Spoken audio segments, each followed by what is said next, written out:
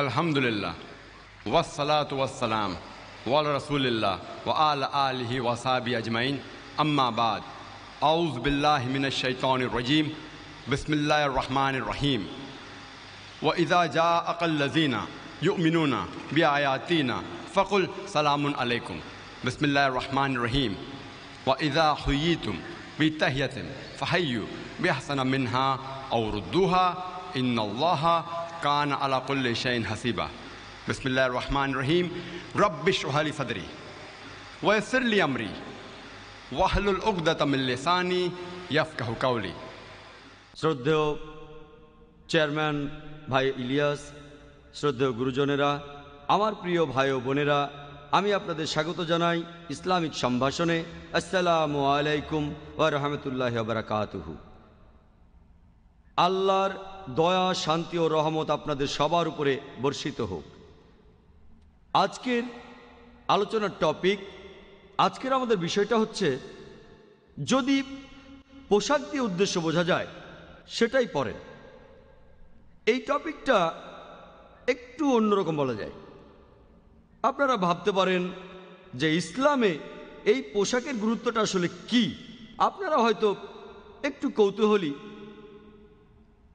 যে আজকের আলোচনার বিষয়বস্তুটা আসলে কি।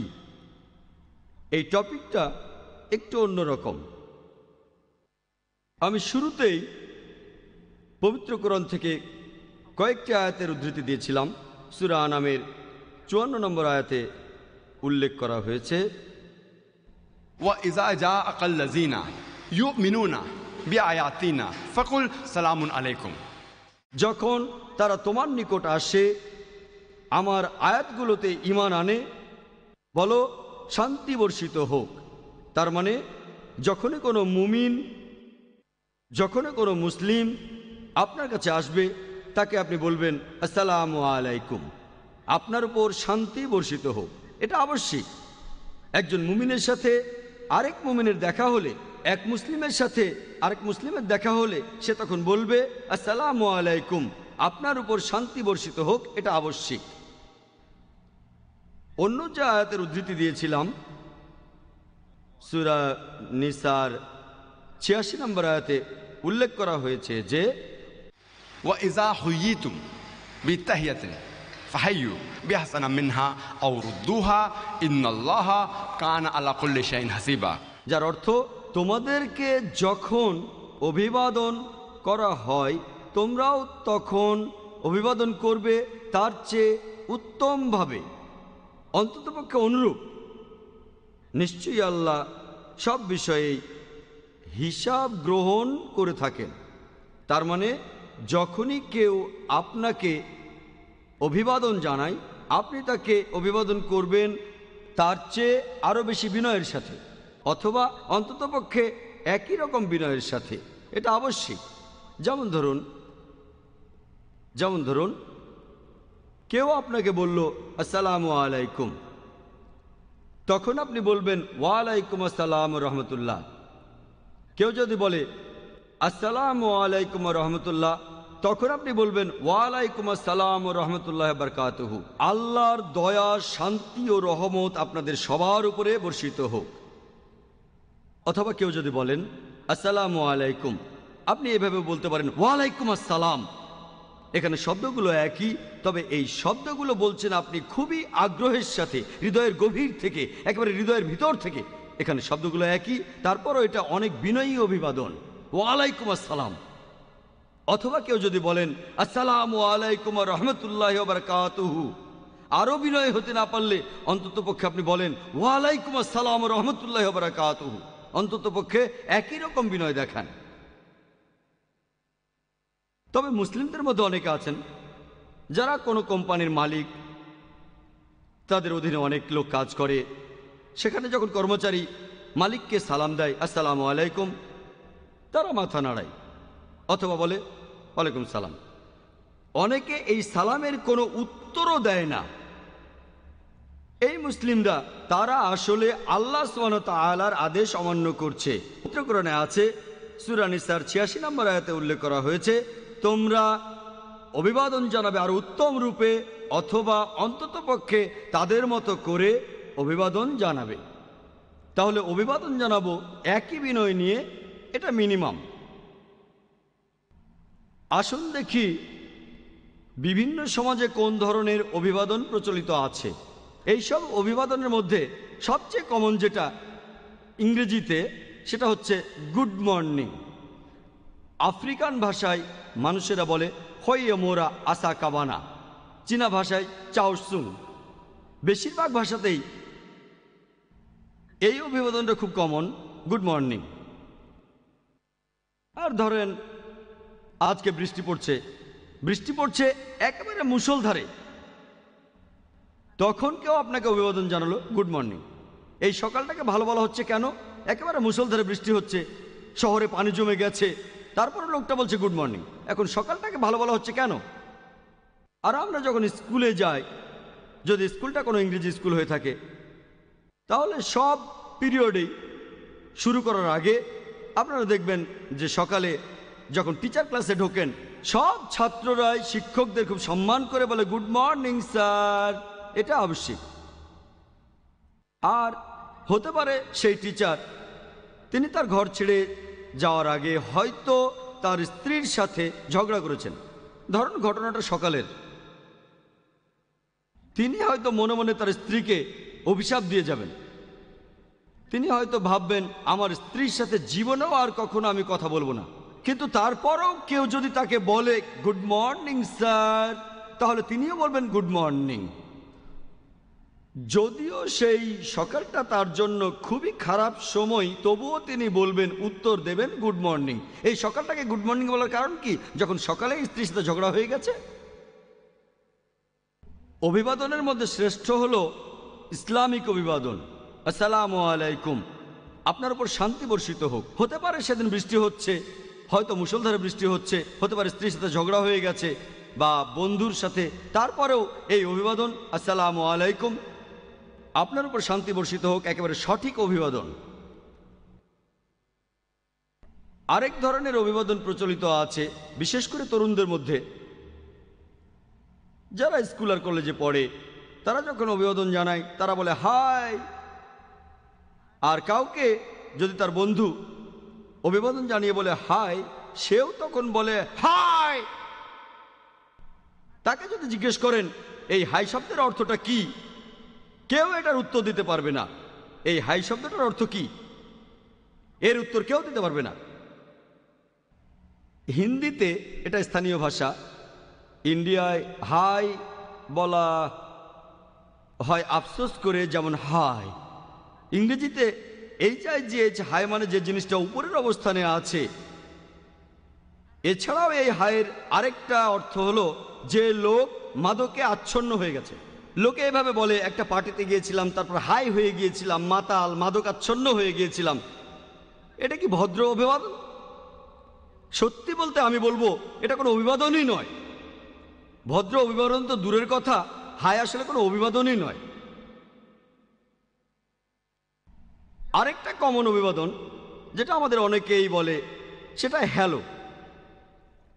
আমরা যদি অক্সফোর্ড ডিকশনারি দেখি, হ্যালো শব্দটার অর্থ বলা হয়েছে অনানুষ্ঠানিক অভিবাদন। অন্য আরেকটা অর্থ অক্সফোর্ড ডিকশনারি যেটা বলছে যে টেলিফোনে কথা শুরু হয় যেটা দিয়ে, ফোনে কথা বলা শুরু করলে এটা বলা হয়। আপনারা কি জানেন এই আইডিয়াটা কিভাবে শুরু হয়েছিল যে টেলিফোনে কথা শুরু করার আগে বলতে হবে হ্যালো? যে ভদ্রলোক টেলিফোন আবিষ্কার করেছিলেন তিনি স্যার আলেকজান্ডার গ্রাহাম বেল। একবার তিনি ঘর থেকে বের হচ্ছিলেন, তখনই বেলটা বেজে উঠল।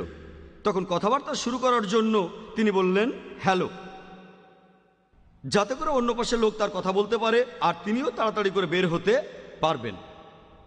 এই হ্যালো শব্দটা টেলিফোনে কথা শুরু করার জন্য প্রচলিত সেই সময় থেকে, এমনকি আজকের দিনেও সবাই এভাবে কথা বলে। আপনিও বলেন, আমিও বলি, হ্যালো বলে টেলিফোনে কথাবার্তা শুরু হয়। কিন্তু এখনকার দিনে, বিশেষ করে বোম্বেতে, ফোনে বিভিন্ন সমস্যার কারণে এই হ্যালো শব্দটা অনেক বেশি ব্যবহৃত হয় বিভিন্ন কথাবার্তার মাঝখানে, কারণ কথার আওয়াজ কমে গেলে বলে হ্যালো, আপনি শুনতে পাচ্ছেন হ্যালো। অক্সফোর্ড ডিকশনারি বলছে হ্যালো শব্দটা টেলিফোনে কথার শুরুতে বলা হয়, তবে বোম্বেতে এই হ্যালো শব্দটা শুরুতে বলার চাইতে মাঝখানেই বেশি বলা হয়। আর এখন মোবাইল প্রযুক্তি আমাদের হাতে নাগালে আছে, সেখানে যখন আমরা ঠিকমতো কথা শুনতে পাই না তখনও সবাই আমরা বলি হ্যালো, এমনকি টেলিফোনে কথাবার্তার মাঝখানেও হ্যালো বলি। হয়তো অক্সফোর্ড ডিকশনারির নতুন সংস্করণটাতে তারা এই অর্থটা বদলাতে পারে। হ্যালো শব্দটা ব্যবহার করা যায় টেলিফোনে কথাবার্তার মাঝখানেও। আমি এটা বুঝতে পারি না যে পশ্চিমা বিশ্বের লোকেরা কেন যীশু খ্রিস্টের অভিবাদনটা না বলে অন্য সব অভিবাদনগুলো ব্যবহার করে। এই পশ্চিমারা কেন, বিশেষ করে খ্রিস্টানরা, যীশু খ্রিস্টের বলা অভিবাদনটা না বলে অন্য সব অভিবাদনগুলো ব্যবহার করে। আপনারা যদি বাইবেল পড়েন, এটা আছে new testament gospel of look 24 নম্বর অধ্যায়ের 36 অনুচ্ছেদে, যে সেই তথাকথিত ক্রুসিফিকশনের পর যীশু খ্রিস্ট কি করলেন, সেই উপরে ঘরে গেলেন শিষ্যদের সাথে দেখা করতে। তিনি অভিবাদন জানালেন হিব্রুতে, সালাম আলাইকুম। যদি হিব্রু থেকে আরবিতে অনুবাদ করেন অর্থ দাঁড়ায় আসসালামু আলাইকুম। এই অভিবাদনের বাংলা করলে অর্থ হবে আপনার উপর শান্তি বর্ষিত হোক। অভিবাদনের মধ্যে সবচেয়ে শ্রেষ্ঠ আর সর্বজনীন অভিবাদন হলো আসসালামু আলাইকুম, আপনার উপর শান্তি বর্ষিত। আমাদের প্রিয় নবী মুহাম্মদ সাল্লাল্লাহু আলাইহি সাল্লাম তিনি সবসময় প্রথমে অভিবাদন জানাতেন লোকজনকে। সেই সময় অনেক সাহাবী, আমাদের প্রিয় নবীজির অনেক সাহাবীগণই চেষ্টা করেছেন নবীজিকে আগেই অভিবাদন জানাতে, কিন্তু কখনোই পারেননি। নবীজি আলহামদুলিল্লাহ সবসময় অভিবাদন জানিয়েছেন প্রথমে। আমাদের প্রিয় নবী মুহাম্মদ সাল্লাল্লাহু আলাইহি সাল্লাম বলেছেন, এটা আছে সহিহ মুসলিমে 3 নম্বর খণ্ডে, আছে বুক অফ সালাম 901 নম্বর অধ্যায়ের হাদিস নম্বর 5374। আবু হুরায়রা রাদিয়াল্লাহু আনহু উল্লেখ করেছেন যে নবীজি সাল্লাল্লাহু আলাইহি সাল্লাম বলেছেন যে আরোহী আগে অভিবাদন জানাবে পথচারীকে, আর পথচারী অভিবাদন জানাবে তাকে যে লোকটা দাঁড়িয়ে আছে। ছোট দল অভিবাদন জানাবে তার চেয়ে বড় দলকে। তার মানে কোনো লোক যদি ঘোড়া বা অন্য কিছুতে চড়ে থাকেন অথবা উটের পিঠে, অথবা তিনি কোনো গাড়িতে চড়ে যাচ্ছেন, কার, বাস বা মোটরসাইকেলে, তিনি প্রথমে অভিবাদন জানাবেন তাকে যে লোক রাস্তা দিয়ে হেঁটে যাচ্ছেন, অর্থাৎ পথচারী। আর পথচারী প্রথম অভিবাদন জানাবে সেই লোকদের যারা দাঁড়িয়ে বা বসে আছে। একইভাবে ছোট দল প্রথম অভিবাদন জানাবে কোনো বড় দলকে। এরপর বলা হয়েছে সহিহ মুসলিমে 3 নম্বর খণ্ডের বুক অব সালামে 903 নম্বর অধ্যায়ের হাদিস নম্বর 5378। আবু হুরায়রা রাদিয়াল্লাহু আনহু উল্লেখ করেছেন যে আমাদের নবীজি বলেছেন যে এটা প্রত্যেক মুসলিমের অধিকার তার ভাইদের কাছে। এটা হলো অধিকার প্রত্যেক মুসলিমের ভাইদের কাছে যে অভিবাদনের উত্তর পাবেন। যখন কেউ বলে আসসালামু আলাইকুম, তাহলে তার উত্তরে বলতে হবে ওয়ালাইকুম আসসালাম। কমপক্ষে মুমিনদের মোট 5টি অধিকার আছে তার ভাইদের কাছে। প্রথমটা হচ্ছে সালামের উত্তর দেয়া, আর এরপরে তিনি বলবেন ইয়ারহামুকাল্লাহ। কেউ যদি হাঁচি দেওয়ার পর আলহামদুলিল্লাহ বলে, অসুস্থ কোনো মানুষকে দেখা করতে যাওয়া, আর অন্ত্যেষ্টিক্রিয়ার ব্যবস্থা করা, এগুলোই হলো মুসলিমদের 5টি অধিকার তার ভাইদের কাছে। আর নবীজি মুহাম্মদ সাল্লাল্লাহু আলাইহি সাল্লাম তিনিও বলেছেন যে তরুণরা প্রথমে অভিবাদন জানাবে তাদের গুরুজনদের। যে লোক সিঁড়ি দিয়ে নিচে নেমে আসছে সে প্রথমে অভিবাদন জানাবে তাকে যে সিঁড়ি দিয়ে উপরে উঠছে। আমাদের নবীজি মুহাম্মদ সাল্লাল্লাহু আলাইহি সাল্লাম এটা শিখিয়েছেন। এখন এটা কিভাবে সম্ভব যে মুসলিমরা আমরা আমাদের নবীজির নির্দেশগুলো মেনে চলব? এছাড়া এটাও বা কিভাবে সম্ভব যে আমরা আল্লাহ তাআলার নির্দেশগুলো মেনে চলব? পবিত্র কোরআনে সূরা আনামের 54 নম্বর আয়াতে উল্লেখ করা হয়েছে যে وَإِذَا جَاءَكَ الَّذِينَ يُؤْمِنُونَ بِآيَاتِنَا فَقُلْ سَلَامٌ عَلَيْكُمْ। তারা যখন তোমার কাছে আসে, যারা আমার আয়াতসমূহে ঈমান আনে, তাদের বলো আসসালামু আলাইকুম। এখন এটা কিভাবে সম্ভব যে আমরা আল্লাহ তাআলার এবং নবীজির আদেশগুলো মেনে চলব আমি যদি বুঝতে না পারি যে আমার সামনে যে লোকটা আছে সে একজন মুসলিম? আমি এই ব্যাপারটা কিভাবে বুঝতে পারবো যে এই বিশেষ লোকটা আল্লাহ তাআলার আয়াতগুলোতে ঈমান এনেছে? এটা কিভাবে বুঝবো যে সে একজন মুসলিম, সে একজন মুমিন? সাধারণত যখন কোনো কনফারেন্সে যান, প্রতিনিধিরা বিশেষ পোশাক পরে অথবা পরে একটা ব্যাজ, আর ব্যাজের উপর সেই প্রতিনিধির নাম লেখা থাকে। আরও থাকে পদমর্যাদা অথবা যেখান থেকে সে এসেছে। যদি সেই কনফারেন্সটা হয় জ্ঞানী লোকদের, হতে পারে তাদের পেশাটা লেখা থাকবে, হতে পারেন তিনি ডাক্তার বা ইঞ্জিনিয়ার বা অ্যাডভোকেট। যদি কনফারেন্সটা হয় বিশেষজ্ঞদের, যেমন মেডিসিন বিশেষজ্ঞ, তাদের ক্ষেত্রগুলো সেখানে লেখা থাকে। হয়তো তিনি কার্ডিওলজিস্ট, হৃদরোগ বিশেষজ্ঞ, অথবা হতে পারেন নিউরোলজিস্ট, মস্তিষ্ক বিশেষজ্ঞ, হতে পারেন তিনি ইউরোলজিস্ট, যিনি কিডনির উপর বিশেষজ্ঞ, হতে পারেন তিনি গাইনোকোলজিস্ট, যিনি মহিলাদের বিভিন্ন রোগের উপর বিশেষজ্ঞ, হতে পারেন পিডিয়াট্রিশিয়ান, যিনি শিশুরোগ বিশেষজ্ঞ। সেই বিশেষজ্ঞের ক্ষেত্রটা সেখানে লেখা থাকে। এই ব্যাজ বা লেবেল যেটা প্রতিনিধিরা পড়েন, এটাকে বলা যায় একটা অনানুষ্ঠানিক পরিচয়পত্র। আপনি হয়তো প্রশ্ন করতে চান আপনার হার্ট নিয়ে, তাহলে প্রশ্ন করবেন কার্ডিওলজিস্টকে। যদি আপনি মানুষের ব্রেন সম্পর্কে জানতে চান, নতুন প্রযুক্তি সম্পর্কে, তাহলে জিজ্ঞেস করবেন নিউরোলজিস্টকে। যদি আপনি বাচ্চা কাচ্চাদের অসুখ বিসুখ সম্পর্কে জানতে চান, তাহলে যাবেন পিডিয়াট্রিশিয়ানের কাছে। এই ব্যাজ দিয়ে অনানুষ্ঠানিক পরিচয়টা হয়ে যাচ্ছে। আর এটাও প্রয়োজনীয় যে মুসলিমরা একটা লেবেল লাগাবেন।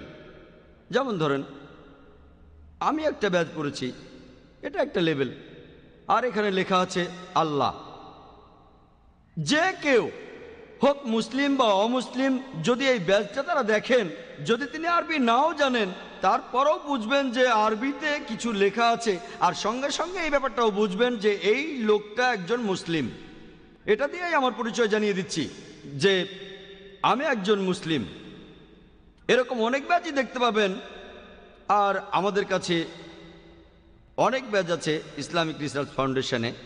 ব্যাজের উপর লেখা লা ইলাহা ইল্লাল্লাহ মুহাম্মাদুর রাসূলুল্লাহ, অর্থাৎ আল্লাহ ছাড়া কোনো উপাস্য নেই এবং নবীজি মুহাম্মদ সাল্লাল্লাহু আলাইহি সাল্লাম আল্লাহ তাআলার প্রেরিত রাসূল। কিছু ব্যাজের উপর লেখা কোরআন হলো আল্লাহ তাআলার বাণী সর্বজনীন নির্দেশনার জন্য। যখন কেউ এই ব্যাজগুলো দেখে, কোনো অমুসলিম, তার কৌতূহল হতে পারে যে এই ব্যাজের উপরে কি লেখা, এই আল্লাহ শব্দটার মানে কি। তখন আপনি সুযোগ পেয়ে যাবেন দাওয়া দেওয়ার। সে বলতে পারে কোরআন ঈশ্বরের বাণী, এই কোরআন জিনিসটা কি। তখন আপনি কথা বলার সুযোগ পাবেন। মুসলিম উম্মার প্রত্যেকের পক্ষে এটা সম্ভব না যে সবাই আমার মতো ব্যাজ পড়বে। এটা কঠিন, এটা সব জায়গায় পাওয়া যায় না, আর জিনিসটা একটু দামি। সেজন্য আমি বলবো না যে সব মুসলিমই ব্যাজ পড়বে। আর আমিও সবসময় পড়ি না, সবসময় ব্যাজটা পড়ি না, মাঝে মধ্যে পড়ি, সব সময় না। যখন কোট পড়ি তখন এটা পড়ি, সব সময় না। এটা সুবিধাজনকও না যে প্রত্যেক মুসলিম এই ব্যাজ পড়বে। তার বদলে আমরা মুসলিমরা এমন লেবেল লাগাতে পারি যেটা মুসলিমরা ব্যবহার করে অনেক দিন ধরে, আর এই রীতিটা মুসলিম সমাজে এখনো রয়েছে অনেক দিন ধরে। আমি এখানে বলছি দাড়ি আর টুপির কথা। মুসলিমরা এই লেবেলটা লাগাতে পারেন, মানে তারা দাড়ি রাখবেন আর মাথায় টুপি পরবেন। হতে পারে মুসলিম ভাইয়েরা জিজ্ঞেস করবেন যে ভাই জাকির, ইসলামে এই টুপি আর দাড়ির প্রয়োজনটা আসলে কি? আমাকে কি টুপি পরতেই হবে, দাড়ি রাখতেই হবে, যাতে করে আল্লাহ তাআলা বুঝতে পারেন যে আমি আসলে একজন মুসলিম? আল্লাহ সুবহানাহু ওয়া তাআলা যদি কাউকে জানতে চান যে সে মুসলিম না অমুসলিম, এজন্য তার মুখে দাড়ি বা মাথায় টুপি এসবের প্রয়োজন হবে না। আল্লাহ সুবহানাহু ওয়া তাআলা আগে থেকেই জানেন, তিনি সব জানেন। যদি আপনি বেহেশতে যাওয়ার উপযুক্ত হন, আপনাকে সেখানেই পাঠানো হবে। যদি জাহান্নামের উপযুক্ত হন, আপনাকে সেখানেই পাঠানো হবে। আল্লাহ কারো দাড়ি বা টুপি দেখে ঠিক করবেন না যে সে মুসলিম নাকি অমুসলিম। আল্লাহ দাড়ি টুপি দেখে ঠিক করবেন না সে মুসলিম না অমুসলিম। কিন্তু আমার প্রশ্নটা হলো, আমি কিভাবে একজন মুসলিমকে চিনতে পারবো যদি সে টুপি না পরে? আমি কেমন করে বুঝবো যে লোক আমার সামনে দাঁড়িয়ে আছে সে মুসলিম না অমুসলিম? কেমন করে তাকে আমি চিনতে পারবো? পবিত্র কোরআনের নির্দেশ আমি কিভাবে মেনে চলবো? সূরা আনামের 54 নম্বর আয়াতে যেটা উল্লেখ করা হয়েছে, তারা যখন তোমার কাছে আসে, যারা আমার আয়াতসমূহে ঈমান আনে, যখন মুমিনরা তোমার কাছে আসে, যখন মুসলিমরা তোমার কাছে আসে, তাদের বলো আসসালামু আলাইকুম। আমি এই নির্দেশনা কিভাবে মানব যদি না আমি বুঝতে পারি যে আমার সামনের এই লোকটা মুসলিম অথবা অমুসলিম? আপনারা প্রশ্ন করতে পারেন, ভাই জাকির, এটা কি ফরজ, এটা কি আবশ্যিক যে দাড়ি রাখতেই হবে আর টুপি পরতেই হবে? আমি পবিত্র কোরআনে এমন কোনো আয়াত পাইনি যেটা বলছে যে তোমরা দাড়ি রাখো অথবা এটা হলো ফরজ। পবিত্র কোরআনে এমন কোনো আয়াত নেই। যে আয়াতে পবিত্র কোরআন দাড়ি রাখা নিয়ে কথা বলছে সেটা পবিত্র কোরআনে সূরা তাহার 94 নম্বর আয়াত। বলা হয়েছে, ক্বালা আবনা উম্মাহ, তিনি বললেন, হারুন আলাইহিস সালাম তার বড় ভাইকে বললেন, মুসা আলাইহিস সালামকে, তিনি বললেন, ও আমার বড় ভাইজান, লা তাখুজ বিলিহিয়াতি ওয়ালা বিরাসা, তুমি আমার দাড়ি ধরো না অথবা মাথার চুল ধরো না। এটা হলো কোরআনের একমাত্র আয়াত যেখানে দাড়ির কথা বলা হয়েছে। হারুন আলাইহিস সালাম তিনি তার ভাই মুসা আলাইহিস সালামকে বলছেন একটু রেগে গিয়ে যে তুমি আমার দাড়ি ধরো না অথবা মাথার চুল ধরো না আমার। তার মানে হারুন আলাইহিস সালাম, ইহুদিরা বলে অ্যারন, তার দাড়ি ছিল এটাই। এই আয়াত এটা বলছে না যে মুসলিমদের জন্য এটা আবশ্যিক না যে দাড়ি রাখতেই হবে। পবিত্র কোরআনে এই কথা আছে অনেকগুলো আয়াতে, আতিউল্লাহ ওয়া আতিউর রাসূল, অনেক আয়াতে আছে।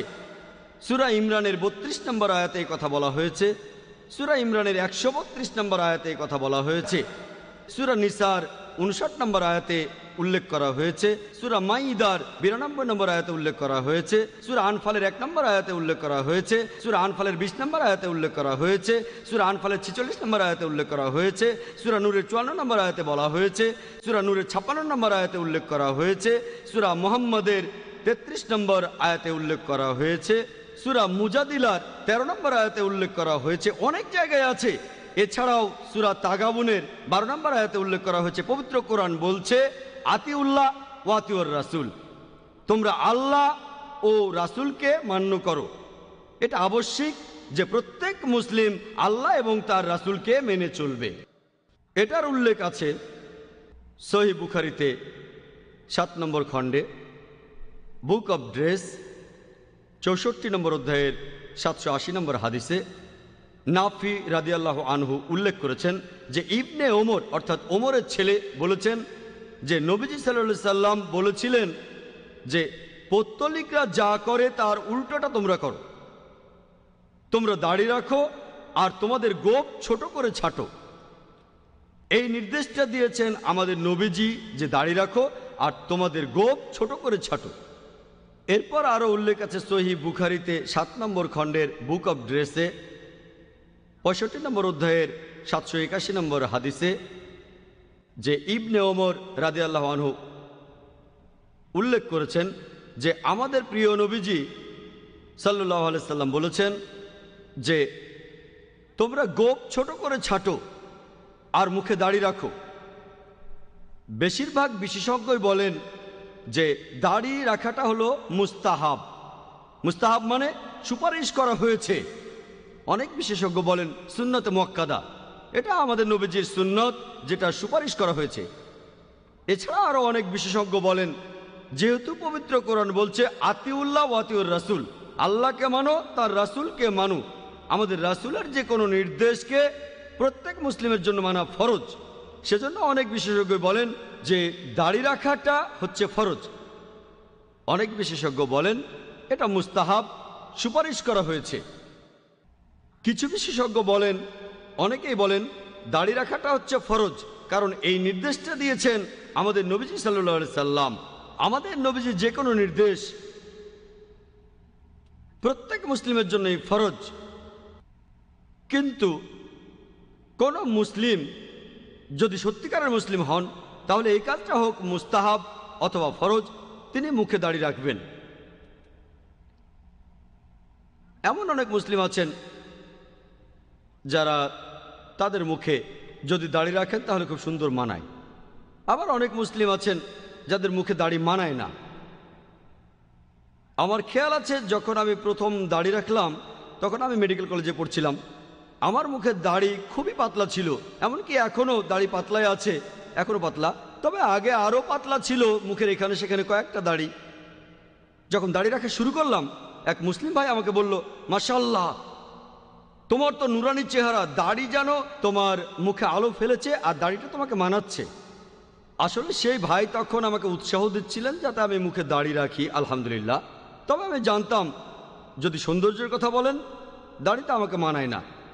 দেখতেই পাচ্ছেন এখানে কয়েকটা দাড়ি, এখানে কয়েকটা, আর এখানে কয়েকটা, দাড়িটা আমাকে মানায় না। এই তো এত বছর পরে অল্প কিছুটা বড় হচ্ছে, আলহামদুলিল্লাহ। তবে আপনাদের অনেকের মতোই না, অনেকের দাড়ি বেশ ঘন, আলহামদুলিল্লাহ। আমার দাড়ি হালকা। তবে আপনাদের আমি একটা কথা বলি, সেই মুসলিমরা যাদের দাড়ি ঘন, যদি দাড়িতে তাদের মানায় আর তারা দাড়ি রাখেন, ইনশাআল্লাহ তারা অবশ্যই সওয়াব পাবেন, কারণ তারা আল্লাহ এবং রাসূলকে মেনেছেন। কিন্তু সেই মুসলিমরা যাদের দাড়ি ঘন আর দাড়িতে যদি তাদের না মানায়, তারপরেও তারা মুখে দাড়ি রাখেন আল্লাহ এবং রাসূলকে মানার জন্য, ইনশাআল্লাহ তারা আরও বেশি সওয়াব পাবেন। কারণ চিন্তা করেন, দাড়িতে যদিও আমাকে মানায় না, কোনো মুসলিমকে হয়তো দাড়িতে মানায় না, তারপরও দাড়ি রাখেন আল্লাহ এবং রাসূলকে ভালোবেসে, আমি মনে করি ইনশাআল্লাহ তিনি আরও বেশি সওয়াব পাবেন। যারা দাড়ি রাখেন তারা তো সওয়াব পাবেনই, কিন্তু যে মুসলিমের মুখে দাড়ি মানায় না তারপরও তিনি দাড়ি রাখেন, ভালো করেই জানেন দাড়ি তাকে মানায় না, আল্লাহ এবং রাসূলকে ভালোবেসে দাড়ি রাখেন, তিনি নিশ্চয়ই অনেক গুণ বেশি সওয়াব পাবেন।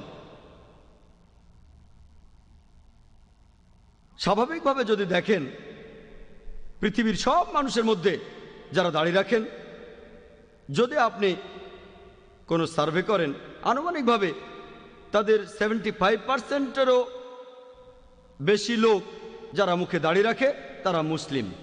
75%-এরও বেশি যারা দাড়ি রাখে তারা মুসলিম। হতে পারে বাকি 25% হতে পারে তারা অমুসলিম। তবে সেই অমুসলিমরা যারা মুখে দাড়ি রাখেন, তাদের দাড়িটা টিপিক্যাল টাইপের হতে পারে, হয়তো গো পাকিয়ে রাখা হয়েছে, তা দেখলেই বুঝবেন যে তিনি মুসলিম নন। অথবা মুখের দাড়ি এমনভাবে কাটা যেটা তাকে অন্যভাবে উপস্থাপন করে, দেখে বোঝা যায় সেটা ঠিক ইসলামিক দাড়ি না। অথবা তার শরীরে দেখবেন অন্য কোনো চিহ্ন, যেমন কপালের টিকা যেটা হিন্দুরা দেয়, অথবা গলায় একটা ক্রস যেটা খ্রিস্টানদের চিহ্ন। তাই বেশিরভাগ সময়ে যদি কোনো অমুসলিম দাড়ি রাখেন, তাদের দাড়ির ধরনটা দেখে অথবা অন্য কোনো চিহ্ন দেখে, যেমন ক্রস বা টিকা, আপনারা বুঝতে পারবেন যে এই দাড়িওয়ালা লোকটি আসলে মুসলিম না। তাই যদি কাউকে দেখেন যার মুখে দাড়ি আছে, বেশিরভাগ ক্ষেত্রে দেখা যাবে, আপনি বুঝতে পারবেন যে দাড়িওয়ালা লোকটি মুসলিম নাকি অমুসলিম। আর এছাড়াও আরও নিশ্চিত হওয়ার জন্য আমাদের আরও কিছু লেভেল আছে। আমি এখন টুপির কথা বলছি। আপনারা বলতে পারেন যে মাথায় টুপি পরা এটা কি ফরজ? পবিত্র কোরআনে এমন কোনো আয়াত নেই যেটা বলছে যে টুপি পরা ফরজ। এমনকি আমাদের নবীজিও বলেননি যে টুপি পরা ফরজ, কোথাও নেই এটা ফরজ। তবে এটা হলো সুন্নাহ। এটার উল্লেখ আছে সহিহ বুখারীতে 7 নম্বর খণ্ডের বুক অব ড্রেসে 16 নম্বর অধ্যায়ে। এটা বলা হয়েছে ইবনে আব্বাসের উদ্ধৃতি দিয়ে যে নবীজি মুহাম্মদ সাল্লাল্লাহু আলাইহি সাল্লাম তিনি যখন আসলেন তখন পরলেন একটা কালো পাগড়ি, নবীজি যখনই বাইরে যেতেন সব সময় মাথা ঢেকে রাখতেন, শুধু হজ ইহরামের সময়টা বাদ দিয়ে সব সময় মাথা ঢেকে রাখতেন। আর আনাস বিন মালিক তিনি বলেছেন, যখন নবীজি বের হতেন তখন মাথা ঢেকে রাখতেন তার পোশাকের একটা অংশ দিয়ে। এরপর বলা আছে সহিহ বুখারীতে 7 নম্বর খণ্ডের বুক অব ড্রেসে 17 নম্বর অধ্যায়ের হাদিস নম্বর 699, আনাস বিন মালিক রাদিয়াল্লাহু আনহু বলেছেন, যে বছরে মুসলিমরা মক্কা বিজয় করল, নবীজি যখন মক্কায় প্রবেশ করলেন তার মাথায় ছিল শিরস্ত্রাণ। তিনি সব সময় মাথা ঢেকে রাখতেন। তাই মাথা ঢেকে রাখা সুন্নাহ। সেটা হতে পারে কোনো কাপড় দিয়ে, অথবা আরবরা যেভাবে তাদের মাথা ঢেকে রাখে, অথবা টুপি দিয়ে। আর মুহাদ্দিস যারা হাদিসের বিভিন্ন বিষয়ে বিশেষজ্ঞ, তারা হাদিসের বয়ানকারীর কিছু বৈশিষ্ট্যের কথা বলেছিলেন। তাদের কিছু বৈশিষ্ট্য থাকতে হবে। মুহাদ্দিসদের অনেকে এই ব্যাপারে একগুঁয়ে। তারা সেই বয়ানকারীর হাদিস মানবেন না যে তারা মাথা ঢেকে রাখে না। যদি বয়ানকারী তার মাথা না ঢাকেন, অনেক মুহাদ্দিসই বলেন আমরা এর হাদিস মানব না। তাহলে মাথায় টুপি পরাটা হলো আসলে সুন্নাহ। আর এই টুপি এর দাম খুবই কম।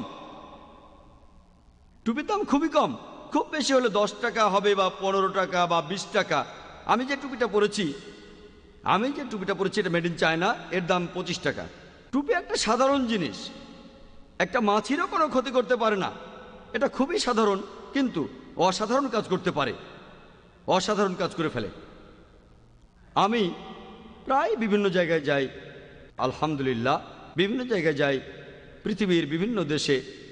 আর লোকজন যখন আমাকে দেখে, বিশেষ করে পশ্চিমা দেশগুলোতে, এই লোকটা কে, জোকারের মতো দেখতে, একটা কোট পরেছে, কোট প্যান্ট আর মাথায় টুপি, দেখতে জোকারের মতো। সেখানে অনেক লোক আমাকে জিজ্ঞেস করে যে এই টুপিটা কেন। আমি তাদের বলি এই টুপিটা হচ্ছে আমার লেভেল, আমি একজন মুসলিম। ও আপনি মুসলিম? দাওয়া দেওয়ার সুযোগ পেয়ে গেলাম। দাওয়া ইসলাম ধর্মে ফরজ, একটা সুযোগ। লোকে ভাবে এই লোকটা কেমন হাস্যকর একটা টুপি পরেছে, তারপর আপনার কাছে আসবে আর আপনাকে সুযোগ করে দেবে তার সাথে কথা বলার জন্য। টুপি অসাধারণ কাজ করে, লোকে আপনাকে শ্রদ্ধা করবে, আলহামদুলিল্লাহ। এটা খুবই সাধারণ, একটা মাছিরও ক্ষতি করতে পারে না, কিন্তু কাজ করবে অসাধারণ। অথবা ধরেন আপনি কোনো অফিসে কাজ করছেন যেখানে মালিক একজন অমুসলিম, আর ধরেন তিনি পছন্দ করেন না কেউ মাথায় টুপি পরুক। এটা খুব সহজ, টুপিটা খুলে আপনার পকেটে রেখে দিন। কিন্তু যখনই অফিস ছুটি হয়ে যাবে আবার টুপি পরবেন। এটা আপনার অধিকার। মালিক আপনাকে দৈনিক 8 বা 10 ঘন্টার জন্য বেতন দিচ্ছেন, কিন্তু যখনই বের হলেন আপনি টুপি পরতে পারেন। সব সময় টুপি পরে থাকলে ভালো। তবে যদি এমন সমস্যা হয় আপনার মালিক টুপি পরা পছন্দ করেন না, কোনো সমস্যা নেই, টুপি খুলে ফেলেন, তারপর পকেটে রেখে দেন। অসাধারণ কাজ করে। যখন আমরা মসজিদে যাই আলহামদুলিল্লাহ, তখন দেখি যে বেশিরভাগ মুসলিমরাই টুপি পরে এসেছে আলহামদুলিল্লাহ, কিন্তু যখন বের হয় বেশিরভাগ মুসলিমই টুপি খুলে পকেটে রাখে। কেন? সমস্যা কোথায়? আপনারা কি নিজেকে মুসলিম হিসেবে পরিচয় দিতে ভয় পান? ভয় পান নাকি? আপনারা কি জন্য ভয় পাচ্ছেন? মসজিদের ভেতর আলহামদুলিল্লাহ আপনারা টুপি পরেন, কিন্তু যখন বের হচ্ছেন তখন লেবেলটা খুলে পকেটে রাখছেন। মসজিদের ভেতর দেখলে সবাই বুঝবে আপনি মুসলিম, আলহামদুলিল্লাহ মসজিদে টুপি পরেছেন। তবে যখন বের হলেন টুপিটা পকেটে রেখে দিলেন কেন? যদি আপনার নানা দাদাকে জিজ্ঞেস করেন অথবা বয়স্ক কোনো লোককে, তারা আপনাকে বলবেন যে লোকে এই লেভেলটাকে শ্রদ্ধা করত, টুপি আর দাড়িকে। অমুসলিমদেরও দেখা যেত, প্রায় দেখা যেত যখন তারা কোনো ট্যাক্সি ভাড়া করতো, ট্যাক্সি ক্যাব, তখন এমন কোনো ড্রাইভার খুঁজতো যার মাথায় টুপি আর মুখে দাঁড়িয়ে আছে। ভাবতো ও এই লোক তো মুসলিম, নিশ্চয়ই সৎ হবে, এ নিশ্চয়ই আমাদের ঠকাবে না, এ নিশ্চয়ই বেশি পথ ঘোরাবে না। আর যদি কোনো দোকান থেকে কিছু কিনতে চাইতো, তারা এমন দোকানে যেত যে দোকানের মালিকের মুখে দাঁড়িয়ে আছে আর মাথায় টুপি আছে। ভাবতো যে এই লোক ঠকাবে না, আমাদের সবকিছু ঠিক মতো দেবে। এই লেভেলটাকে লোকে শ্রদ্ধা করত। তবে এখনকার দিনে যদি আপনার মাথায় টুপি আর মুখে দাড়ি থাকে, ও আপনি ভেন্ডি বাজার থেকে এসেছেন, ডোংরি থেকে, এই লোক একটা গুন্ডা, বুঝলেন, এনএসটি মাস্তান। এটা লজ্জার কথা। আর এজন্য দোষটা আসলে আমাদেরই। আমরা এই লেভেলের প্রতি শ্রদ্ধাকে নষ্ট করে দিয়েছি। আর একথাটা সত্যি যে কিছু মুসলিম আছেন এই লেভেলটার অপব্যবহার করে। তারা লেভেলটা দিয়ে দেখাতে চায় যে তারা ভালো। ও আপনার দাঁড়িয়ে আছে, মাথায় টুপি আর মুখে দাড়ি, মিয়া ভাই, দাদাগিরি করবে, তারপর বিভিন্ন জায়গায় চেহারা দেখিয়ে বেড়াবে। এরকম কিছু মুসলিম আছে যারা সুনামটাকে নষ্ট করেছে। সেজন্য অনেক মুসলিমই বলেন আমি দাড়ি রাখবো না আর টুপিও পরবো না, তাহলে লোকে আমাকে মনে করবে আমি একজন গুন্ডা, আমি একটা মাস্তান, সেজন্য আমি দাড়িও রাখবো না, টুপিও পরবো না। অনেকেই বলে। আমি তাদের বলবো কয়েকজন মুসলিম ভাইয়ের করা ভুল কাজের জন্য যারা সুনাম নষ্ট করেছে, কিন্তু আমরা কেন এই লোকগুলোকে ব্যবহার করব না? ধরেন আপনার কথা মেনে নিলাম, তর্কের খাতিরে মানলাম যে যাদের মাথায় টুপি আর মুখে দাড়ি থাকে লোকে তাদের গুন্ডা ভাবে, তর্কের খাতিরে মানলাম। তবে আমি সেই মুসলিম ভাইদের বলবো তাহলে আপনি সে প্রথম মানুষটা হন যে মাথায় টুপি পরে আর মুখে দাড়ি রেখে বলে আমি অন্য লোকদের কথা জানি না, তবে আমি একজন মুসলিম, আমি এই লেভেল পড়ি, মাথায় টুপি আর মুখে দাড়ি, আমি হচ্ছে একজন ভালো মুসলিম, আমি একজন ভালো মানুষ, আমি ঠকাই না, মিথ্যে কথা বলি না, ঘুষ দেয়া নেয়া করি না, আমি একজন ভালো মুসলিম। আপনি প্রথম মুসলিম হিসেবে শুরু করেন, আগামীকাল হয়তো 10 জন হবেন, তারপর 100 জন, তারপর 1000 জন, আর ইনশাল্লাহ আবারও দেখবেন লেভেলের প্রতি সেই শ্রদ্ধা আর টুপিদারি শ্রদ্ধা আবার ফিরে এসেছে। এরকম যুক্তি দেখাতে পারি না যে আপনি জানেন যদি এই লেভেলটা লাগায় লোকে আমাকে ভাববে খারাপ, আমি মাস্তান, আমরা এই সমাজটাকে বদলে দেব, আমরা সেই সম্মানটাকে ফিরিয়ে আনব, আমাদের লেভেল যে সম্মানটা হারিয়েছে। আর অনেক মুসলিম আছেন যারা লজ্জাবোধ করেন, তারা মুসলিম হিসেবে পরিচয় দিতে ভয় পান। এর কারণ জানেন? যদি তারা লেভেলটা লাগায়, টুপি পরে দাঁড়িয়ে রাখে, লোকে হয়তো তাদের বলতে পারে আপনি সেই মুসলিম যারা একাধিক মহিলাকে বিয়ে করতে পারে, ও আপনি সেই মুসলিম যারা সুন্নতে খতনা করে, আপনি সেই মুসলিম যারা মদ পান করে না, যারা মেয়েদের পর্দার ভেতরে রাখে, মেয়েদের প্রধানত করে রাখে। তাই তারা মুসলিম হিসেবে পরিচয় দিতে ভয় পায়। আমি একটা প্রশ্ন করি, ধরুন একটা এলাকা খুবই খারাপ, খুবই বিপজ্জনক এলাকা, সেখানে অনেক গুন্ডাপান্ডা থাকে, সাধারণ কোনো মানুষ সেই এলাকায় যেতে ভয় পায়। কিন্তু ধরুন আপনার কাছে একটা মেশিন গান আছে আর আপনি জানেন কিভাবে সেই মেশিন গানটা চালাতে হয়, আপনি কি ভয় পাবেন? আপনি কি সেই এলাকাতে যেতে ভয় পাবেন যেখানে গুন্ডাপান্ডারা থাকে? না, আপনার কাছে স্ট্যান্ড গান বা মেশিন গান আছে, আপনি চালাতেও জানেন। একইভাবে যদি প্রত্যেক মুসলিম অমুসলিম ভাইদের কমন প্রশ্নগুলোর উত্তর জেনে থাকে, কোনো মুসলিমই তাহলে লজ্জা পাবে না, ভয় পাবে না, নিজেকে মুসলিম বলেই পরিচয় দেবে। আমরা নিজেদের মুসলিম হিসেবে পরিচয় দিতে ভয় পাই কারণ সেই প্রশ্নগুলোর উত্তর জানি না যেগুলো অমুসলিমরা করে থাকে। আর সেজন্য আলহামদুলিল্লাহ বুকলেট তৈরি করেছি, অমুসলিমরা সাধারণত যে প্রশ্নগুলো করে সেই প্রশ্নগুলোর উত্তর। এখানে মোট 20টা কমন প্রশ্ন আছে যেগুলো অমুসলিমরা করে থাকে, ইসলাম সম্পর্কে মুসলিমদের প্রশ্ন করে থাকে, আর এই প্রশ্নগুলোর উত্তর এই বুকলেটে আছে। ইনশাল্লাহ আমরা কয়েকদিন পরে এটা ছাপাবো। যদি প্রত্যেক মুসলিম এই সব প্রশ্নগুলোর উত্তর জানেন তাহলে তিনি জীবনে আর কখনো লজ্জা পাবেন না অমুসলিমদের মুখোমুখি হতে, তিনি গর্ববোধ করবেন। আলহামদুলিল্লাহ যদি আমি কখনো বাইরে যাই মাথায় টুপি না পরে, তখন আমি যেন ডাঙার উপরে তোলা মাছ, এই লেভেলটা ছাড়া আমি যেন ডাঙায় তোলা মাছ। আলহামদুলিল্লাহ এই টুপি অসাধারণ কাজ করে, এটা আমার কাছে সাহায্য করে। টুপিটা আমাকে রাখে সিরাতুল মুস্তাকিমের পথে, সত্যের পথে, কারণ আমি নিজেকে মুসলিম হিসেবে পরিচয় দেই আর আমি মানি যে আমি সেই লোক যে সত্যের ধর্ম পালন করি, দ্বীনুল হক। প্রত্যেক ধর্মের কিছু বিশেষ লেভেল আছে। খ্রিস্টানরা তাদের লেভেল হলো ক্রস, হিন্দুরা তাদের লেভেল হলো ওম অথবা তাদের কপালের উপর টিকা, অনেককেই দেখবেন ইহুদিরা ছোট্ট একটা টুপি পরে পেছনে, আর দেখে বুঝতে পারবেন এটা মুসলিম টুপি আর এটা ইহুদিদের টুপি, ছোট্ট ক্যাপ। সব ধর্মেই কিছু বিশেষ লেভেল আছে। তবে যে সম্প্রদায়কে আমাদের প্রশংসা করা উচিত, যে সম্প্রদায়কে আমাদের প্রশংসা করা উচিত তাদের লেভেলটা লাগানোর জন্য, তারা হলো শিখ সম্প্রদায়। শিখরা খুব বেশি হলো 2-3%। ইন্ডিয়ায় এতগুলো মানুষের মধ্যে প্রায় 100 কোটি মানুষ, ইন্ডিয়ায় 2%-এরও কম হলো শিখ।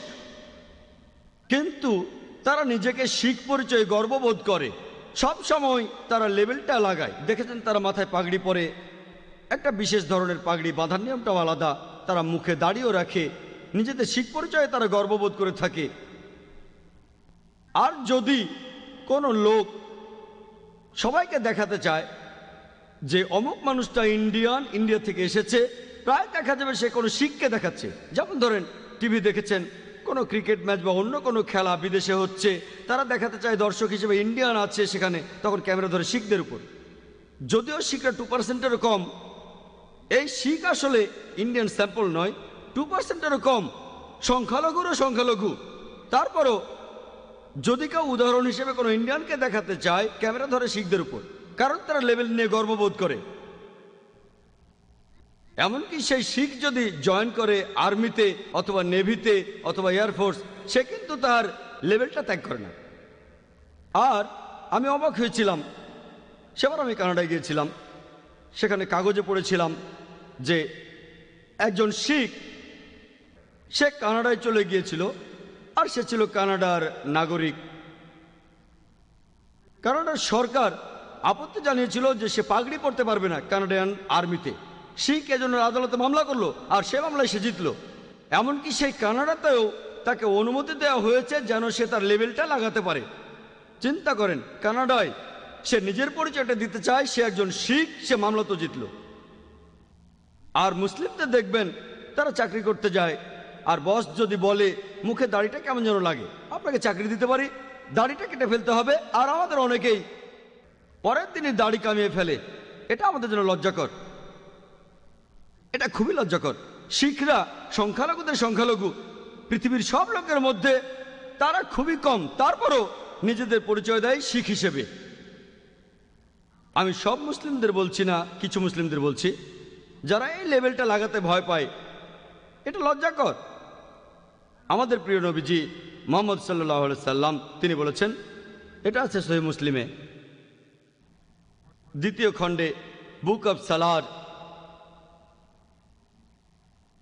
হাদিস নম্বর 1932, এছাড়া 1933 আর 1934, এই 3টা হাদিসে আমাদের নবীজি বলেছেন যে যখন তোমরা ঈদের নামাজ পড়তে যাবে, ঈদ উল ফিতরের নামাজ আর ঈদ উল আজহা, রমজানের ঈদ আর কোরবানের ঈদ, এই নামে ভালো চিনবেন আপনারা।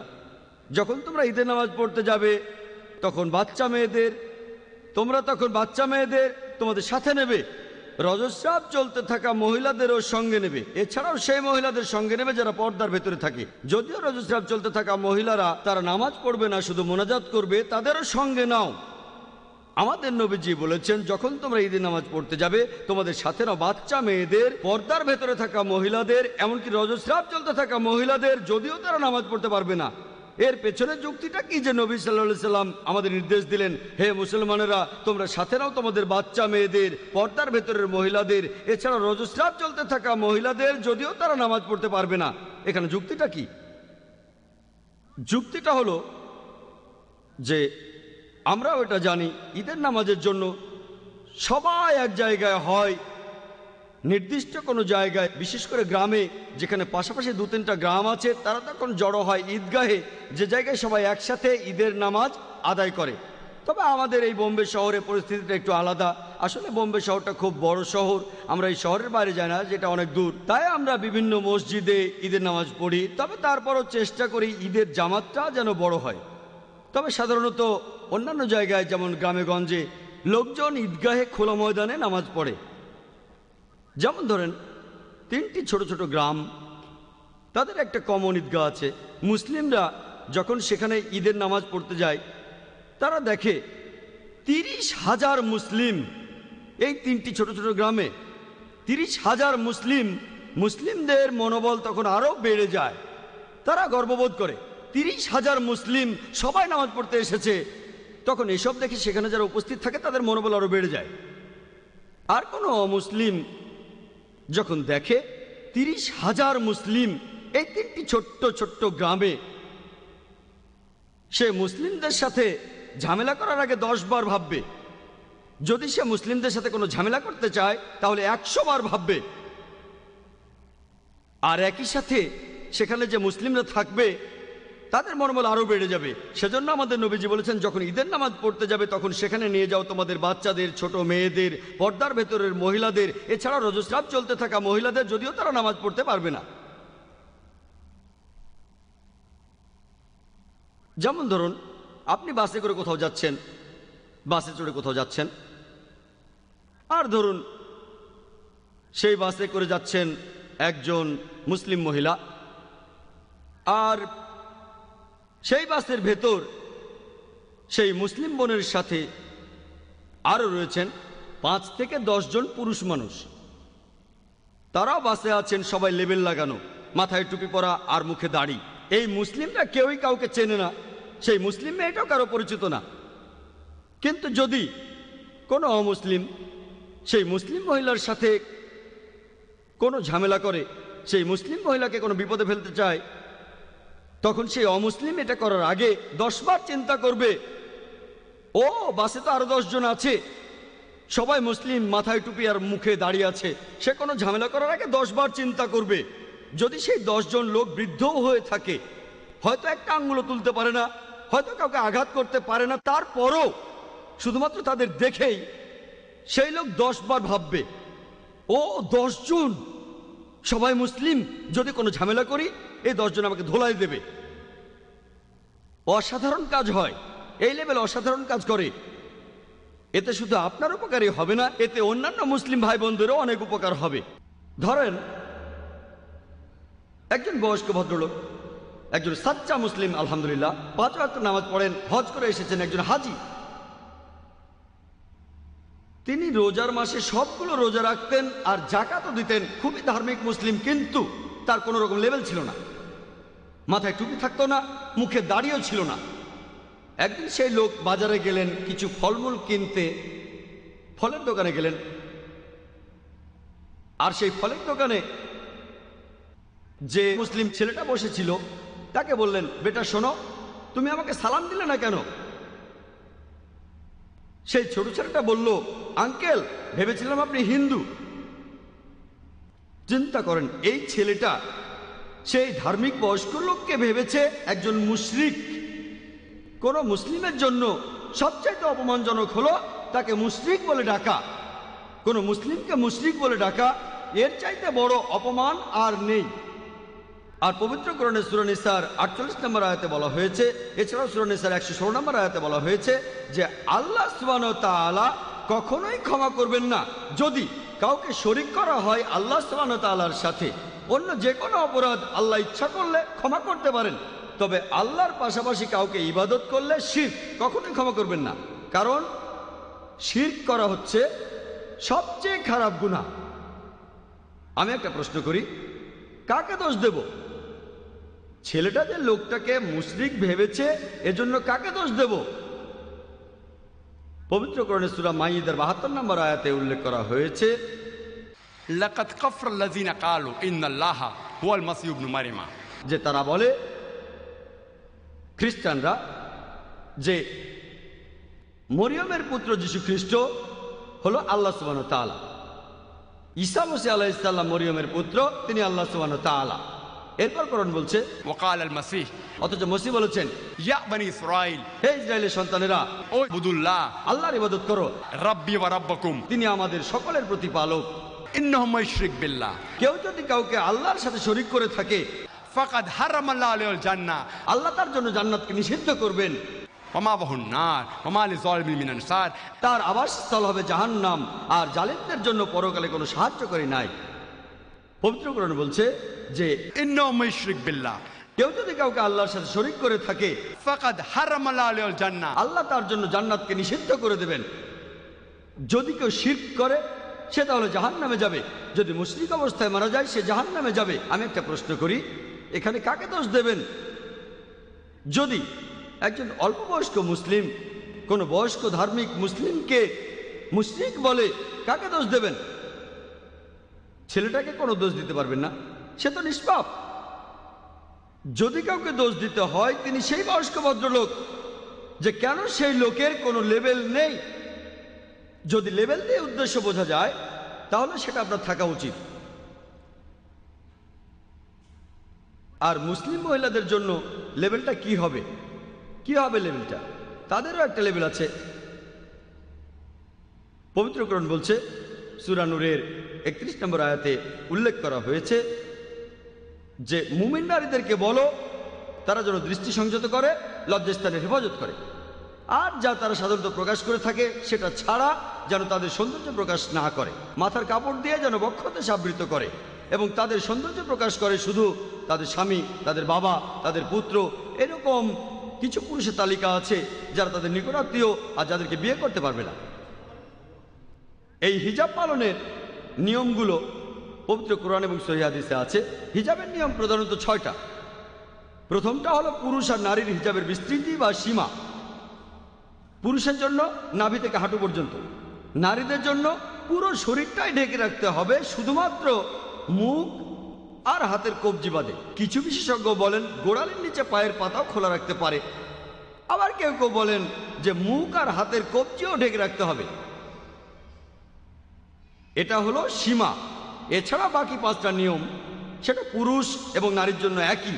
2 নম্বর নিয়ম, তারা যে পোশাক পরবে সেটা এমন টাইট হবে না যাতে শরীরের কাঠামো বোঝা যায়। আমাদের মধ্যে এমন অনেক মুসলিম ভাই আছেন যারা জিন্স পরেন, তারা পরে stretch jeans, skin tight stretch jeans. তারা স্কিন টাইট জিন্স পরে, আর পুরুষের হিজাব হলো নাভি থেকে হাঁটু পর্যন্ত। এমন কোনো পোশাক পরবে না যাতে এই অংশের কাঠামো বোঝা যায়। স্কিন টাইট প্যান্টে শরীরের কাঠামো বোঝা যায়, এটা অনুমতি নেই। 3 নম্বর, তারা যে পোশাক পরবে সেটা এমন স্বচ্ছ হবে না যাতে ভেতরটা দেখা যায়। মুসলিম নারীরা যখন পোশাক পরবে তারা হয়তো ঢিলে ঢালা পোশাক পরবে, কিন্তু সেটা অনেক স্বচ্ছ হতে পারে জর্জেট বা এই ধরনের কাপড় দিয়ে, এটার অনুমতি নেই। 4 নম্বর, পোশাকটা এমন আকর্ষণীয় হবে না যাতে বিপরীত লিঙ্গের কেউ আকৃষ্ট হয়। 5 নম্বর, এটা অবিশ্বাসীদের পোশাকের মতো কখনোই হবে না। যে কোনো লেভেল যেটা অবিশ্বাসীদের বিশেষ কোনো চিহ্ন, মুসলিমরা সেটা পড়তে পারবে না। যেমন ধরুন, একজন মুসলিম ক্রস পড়তে পারবে না, এটা খ্রিস্টানদের জন্য একটা বিশেষ প্রতীক। কপালে ওম লেখা থাকবে না, এটা হিন্দুইজমের একটা প্রতীক। মাথার উপর কোনো টিকা থাকবে না, এটাও হিন্দুইজমের একটা প্রতীক। একজন মুসলিম এমন কোনো লেবেল লাগাবে না যেটা আমরা অবিশ্বাসীদের প্রতীক হিসেবে জানি। আর 6 নম্বর নিয়মটা হলো তারা এমন পোশাক পরবে না যেটা বিপরীত লিঙ্গের পোশাকের মতো হয়। যদি আপনারা পশ্চিমা দেশে যান, সেখানে অনেক পুরুষকে দেখবেন তারা কানে দুল পরে থাকে। এক কানে দুল পরে, এক কানে দুল পরা একটা ফ্যাশন, কিন্তু এক কানে যে দুল পরবেন তার একটা অর্থ আছে। আর ইন্ডিয়ায় দেখবেন আমেরিকানরা যা করে কয়েকদিন পরে আমরাও সেটাই করি। এই জিনিসটা আপনারা এখন বোম্বেতেও দেখবেন, পুরুষরা এক কানে দুল পরে। ইসলামিক শরিয়া অনুযায়ী আপনি এমন পোশাক পরবেন না যেটা বিপরীত লিঙ্গের পোশাকের মতো হয়। আর নারীদের এই হিজাবের কারণটা পবিত্র কোরআনে সূরা আহজাবের 59 নম্বর আয়াতে উল্লেখ করা হয়েছে। এখানে বলা হয়েছে, হে নবী, তুমি তোমার স্ত্রীদের আর মুমিন নারীদের বলো যে যখন তারা বাইরে যায় শরীরে যেন চাদর জড়িয়ে নেয়, যাতে করে তাদের সহজে চেনা যায়, আর এতে করে তাদের উত্ত্যক্ত করা হবে না। পবিত্র কোরআন বলছে নারীদের হিজাব পালন করতে বলা হয়েছে যাতে করে তাদেরকে সহজে চেনা যায়, আর এতে করে তাদেরকে উত্ত্যক্ত করা হবে না। উদাহরণ হিসেবে ধরেন 2 বোন, 2 যমজ বোন, আর তাদের দুজনেই খুবই সুন্দরী, দুজনে সমান সুন্দরী। যদি তারা বোম্বের রাস্তায় হেঁটে বেড়ায় আর এই 2 বোনের একজন সে ইসলামিক হিজাব পরে আছে, তার পুরো শরীর ঢাকা, শুধুমাত্র মুখ আর হাতের কবজি বাদে, আর অন্য বোন সে পশ্চিমা পোশাক পরে আছে, একটা স্কার্ট আর একটা মিনি। রাস্তা দিয়ে দুজনে হাঁটছে, আর রাস্তার এক কোনায় একটা মাস্তান দাঁড়িয়ে আছে, একটা বখাটে ছেলে মেয়েদের উত্ত্যক্ত করার জন্য। সুযোগ পেলেই সে মেয়েদের উত্ত্যক্ত করবে। আমি একটা প্রশ্ন করি, সে কোন মেয়েটাকে উত্ত্যক্ত করবে? সেই মেয়েকে উত্ত্যক্ত করবে যে হিজাব পরে আছে, নাকি তাকে উত্ত্যক্ত করবে যে স্কার্ট আর মিনি পরে আছে? কোনটাকে উত্ত্যক্ত করবে? স্বাভাবিকভাবেই ছেলেটা উত্ত্যক্ত করবে তাকে যে স্কার্ট আর মিনি পরে আছে। সেজন্য পবিত্রকরণ বলছে নারীদের হিজাব পালন করতে বলা হয়েছে যাতে করে তাদেরকে উত্ত্যক্ত না করে। এমন অনেক মুসলিম বোন আছে যারা এমন অজুহাত দেখায় যে যখন আমরা হিজাব পালন করি, যখন আমরা স্কার্ফ পরি, অথবা যখন আমরা চাদর পরি, কাপড় দেই, লোকজন আমাদের দিকে তাকিয়ে থাকে। তাহলে বিনা কারণে দৃষ্টি আকর্ষণ করা হচ্ছে। আমি তাদের বলি, আমি এবারে একমত, এমনটা হতে পারে কারণ আপনি একেবারে আলাদা। আপনার আশেপাশে কেউ হয়তো হিজাব পরেনি, সেক্ষেত্রে আপনি হিজাব পরলে লোকজন আপনার দিকে তাকাতেই পারে, কারণ আপনি একদম একদম আলাদা, অন্য সবার চাইতে আলাদা। এমন ঘটনা ঘটতে পারে। তবে আমি তাদের বলি, আপনি হিজাব পরলে লোকে যদি আপনার দিকে তাকায়, তারা লোভের দৃষ্টিতে তাকায় না, তারা তখন আপনার দিকে শ্রদ্ধার সাথে তাকায়। এটাই পার্থক্য। স্কার্ট আর মিনি পরা কোনো মেয়ের দিকে পুরুষরা সেদিকে তাকায় লোভের সাথে। হিজাব পরলে তারা আপনাকে দেখে, আপনার দিকে তাকায় শ্রদ্ধার সাথে। তারা আপনার দিকে তাকাচ্ছে কারণ আপনি অন্যদের চাইতে আলাদা, তখন তারা আপনার দিকে শ্রদ্ধার সাথে তাকায়। তবে এই প্রশ্নটা তাদের করতে পারেন যারা হিজাব পালন করে। আর এমনকি আমার বোনও আলহামদুলিল্লাহ, সেও বলেছে যে যেহেতু সে হিজাব পরে আলহামদুলিল্লাহ আশেপাশের লোকজন তাকে শ্রদ্ধা করে। যখন তারা কোনো বাসে ওঠে তাদের সিট ছেড়ে দেয় আলহামদুলিল্লাহ। এতে করে নারীদের সম্মান বেড়ে যায়। আরো অনেক মহিলাই ভাবেন যদি তারা হিজাব পালন করতে চান তাহলে কালো বোরখা পরতে হবে, এটা আবশ্যিক। কোন জায়গায় ইসলামিক শরিয়া এমন কথা বলেনি যে ইসলামে নারীরা শুধু কালো বোরখাই পরবে। যদি বিপরীত লিঙ্গের কেউ সেই পোশাকে আকৃষ্ট না হয়, সেটা যে কোনো রঙের হতে পারে, বাদামি রঙের হতে পারে, নীল রঙের হতে পারে, সাদা হতে পারে, ছাই রঙের হতে পারে, যে কোনো রং হতে পারে। হয়তো সবাই কালোটাই বেছে নেয়, কারণ যদি আপনি কালো বোরখা পরেন তাহলে পরিষ্কার করতে হবে প্রতি সপ্তাহে একবার বা 2 সপ্তাহে একবার। যদি সাদা বোরখা পরেন তাহলে হয়তো প্রতিদিনই ধুতে হতে পারে বা একদিন পরপর ধুতে হতে পারে। এখন আপনি বেছে নেন, কালো বোরখা পরতে পারেন, সপ্তাহে একবার ধোবেন। সাদা বোরখা পরেন বা হালকা রঙের বোরখা পরেন তাহলে প্রায় প্রতিদিনই ধুতে হবে। আপনি এটা বেছে নেন। ইসলামিক শরিয়া এমনটা বলছে না যে বোরখাটা কালো হতে হবে। আপনি চাইলে কালো বোরখা পরতে পারেন, অন্য রঙও পরতে পারেন, যদি আপনি হিজাব পালনের 6টা নিয়মই ঠিকভাবে মেনে চলেন।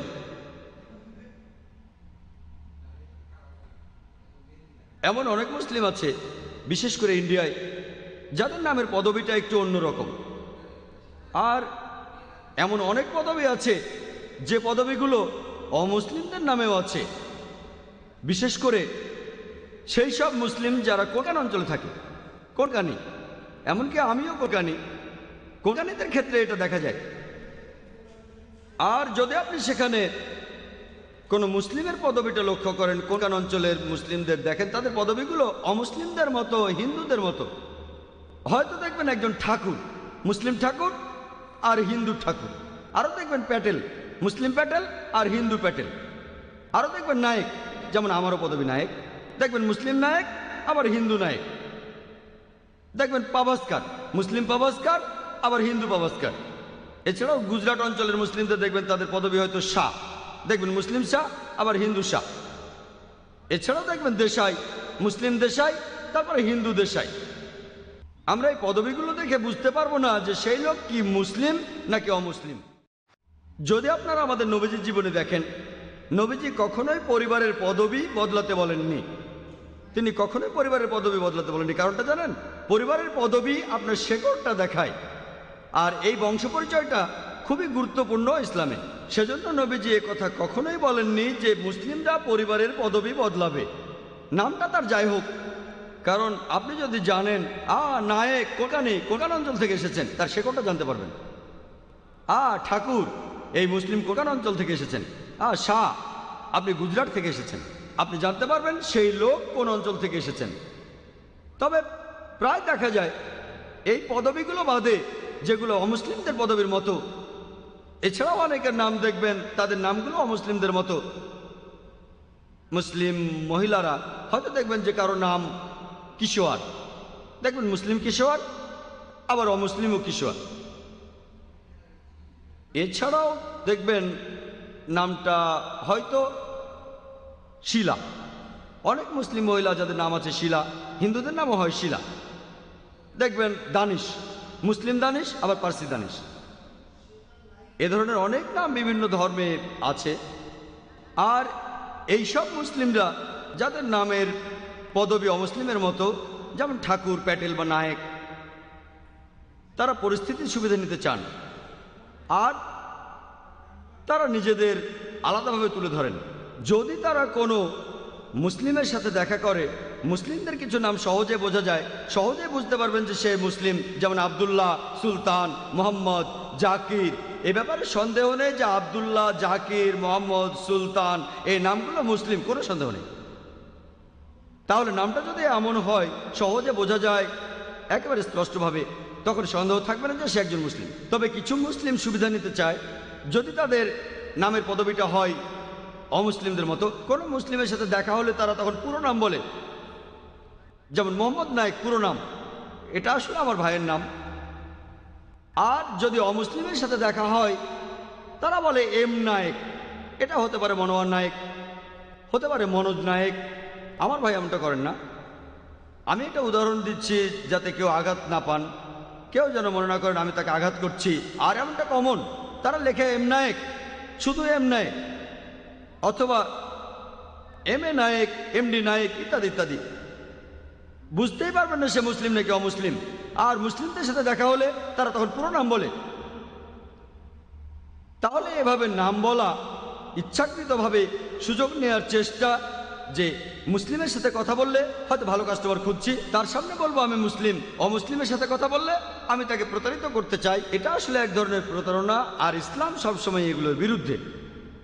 যদি আপনার নামটা অমুসলিম নামের মতো হয়, অমুসলিম পদবী হয়, সমস্যা নেই, ঠিক আছে। তবে সত্যি কথাটা গোপন করে আপনি লোকজনের সমর্থন আদায় করতে পারেন না। ইসলাম এটার অনুমতি দেয় না। আমরা আমাদের নাম নিয়ে গর্বিত, আলহামদুলিল্লাহ, আর নিজেদের মুসলিম হিসেবে পরিচয় দেই। আপনারা যখন স্কুলে যান তখন বিশেষ একটা ইউনিফর্ম পরেন। যদি সেন্ট পিটার্স স্কুলে যান, আমি সেখানে পড়েছি, ছাই রঙা প্যান্ট আর সাদা শার্ট। একেবারে তখনই বুঝে ফেলবেন সেন্ট পিটার্স স্কুলের ইউনিফর্ম পরে সেন্ট পিটার্স স্কুলের একজন ছাত্র। যদি সেন্ট মেরি স্কুলে যায়, সাদা প্যান্ট আর সাদা শার্ট পরবে, এতে বোঝা যায় সে হলো সেন্ট মেরি স্কুলের একজন স্টুডেন্ট। এছাড়া তাদের বিভিন্ন রঙের টাই দেখবেন, এতে সহজে বোঝা যায়। সেজন্য তারা পরে ইউনিফর্ম, যেটাকে বলে স্কুল ইউনিফর্ম। এতে চিনতে সুবিধা হয়। আমাদের এই যে প্রতিষ্ঠানটা ইসলামিক রিসার্চ ফাউন্ডেশন, আমাদেরও একটা লেভেল আছে IRF-এ। অনেক জায়গায় দেখবেন নীল রঙের ব্লেজার পরে, অথবা বিশেষ রঙের প্যান্ট, নেভি ব্লু প্যান্ট আর হালকা নীল শার্ট। আর ইসলামিক রিসার্চ ফাউন্ডেশনে আমাদের লেভেল হলো টুপি আর দাড়ি। কোনো লোক যদি IRF-এ যোগ দিতে চায়, তাহলে প্রথমে যেটা লাগবে আমরা তাদের বলি যে যদি এখানে যোগ দেন, এটা আবশ্যিক যে মাথায় টুপি পরবেন আর মুখে দাড়ি রাখবেন, অন্য কোনো সুযোগ নেই। দাড়িটা মানাক বা না মানাক, এটা আবশ্যিক। যদি আল্লাহ এবং রাসূলকে ভালোবেসে এটা রাখেন, ইনশাল্লাহ আপনি সওয়াব পাবেন। সেজন্য এটা করা উচিত। তাই এটা আপনি পছন্দ করেন বা না করেন, যদি IRF-এ যোগ দিতে চান, ইসলামিক রিসার্চ ফাউন্ডেশনে কর্মচারী বা কর্মকর্তা হিসেবে এটা আবশ্যিক। মাথায় টুপি পরবেন, মুখে দাড়ি রাখবেন। আলহামদুলিল্লাহ, এটাই আমাদের লেভেল। IRF-এর জন্য আমরা ইসলামের লেভেলটাকে বেছে নিয়েছি, এটা আবশ্যিক। ডাক্তারদের দেখেন, যখন কেউ ডাক্তারি পাশ করে, আগে নাম ছিল মিস্টার অমুক তমুক, পরে হয়ে যায় ডক্টর অমুক তমুক। কারণটা জানেন? কারণ ডাক্তার হওয়া, আলহামদুলিল্লাহ, এটা একটা মহৎ পেশা। আপনার সম্মান বাড়ায়। অন্যান্য মানুষ তারাও ভালো, তবে আমি একজন ডাক্তার, এটা খুব মহৎ পেশা, তাই মিস্টার থেকে ডক্টর হয়ে যায়। আর ডাক্তার যদি কার্ড বানায়, সেখানে থাকে একটা ক্রস, তার গাড়িতে বা যানবাহনে, বোঝা যায় তিনি ডাক্তার। ধরুন একজন লোক রাস্তা দিয়ে হেঁটে যাচ্ছে আর তার কোনো সাহায্যের প্রয়োজন, যদি সে কোনো অ্যাক্সিডেন্ট করে, তাহলে সে ডাক্তারের গাড়িটা দেখলে বুঝবে এই লোকটা তো, এই গাড়ির লোকটা তো ডাক্তার।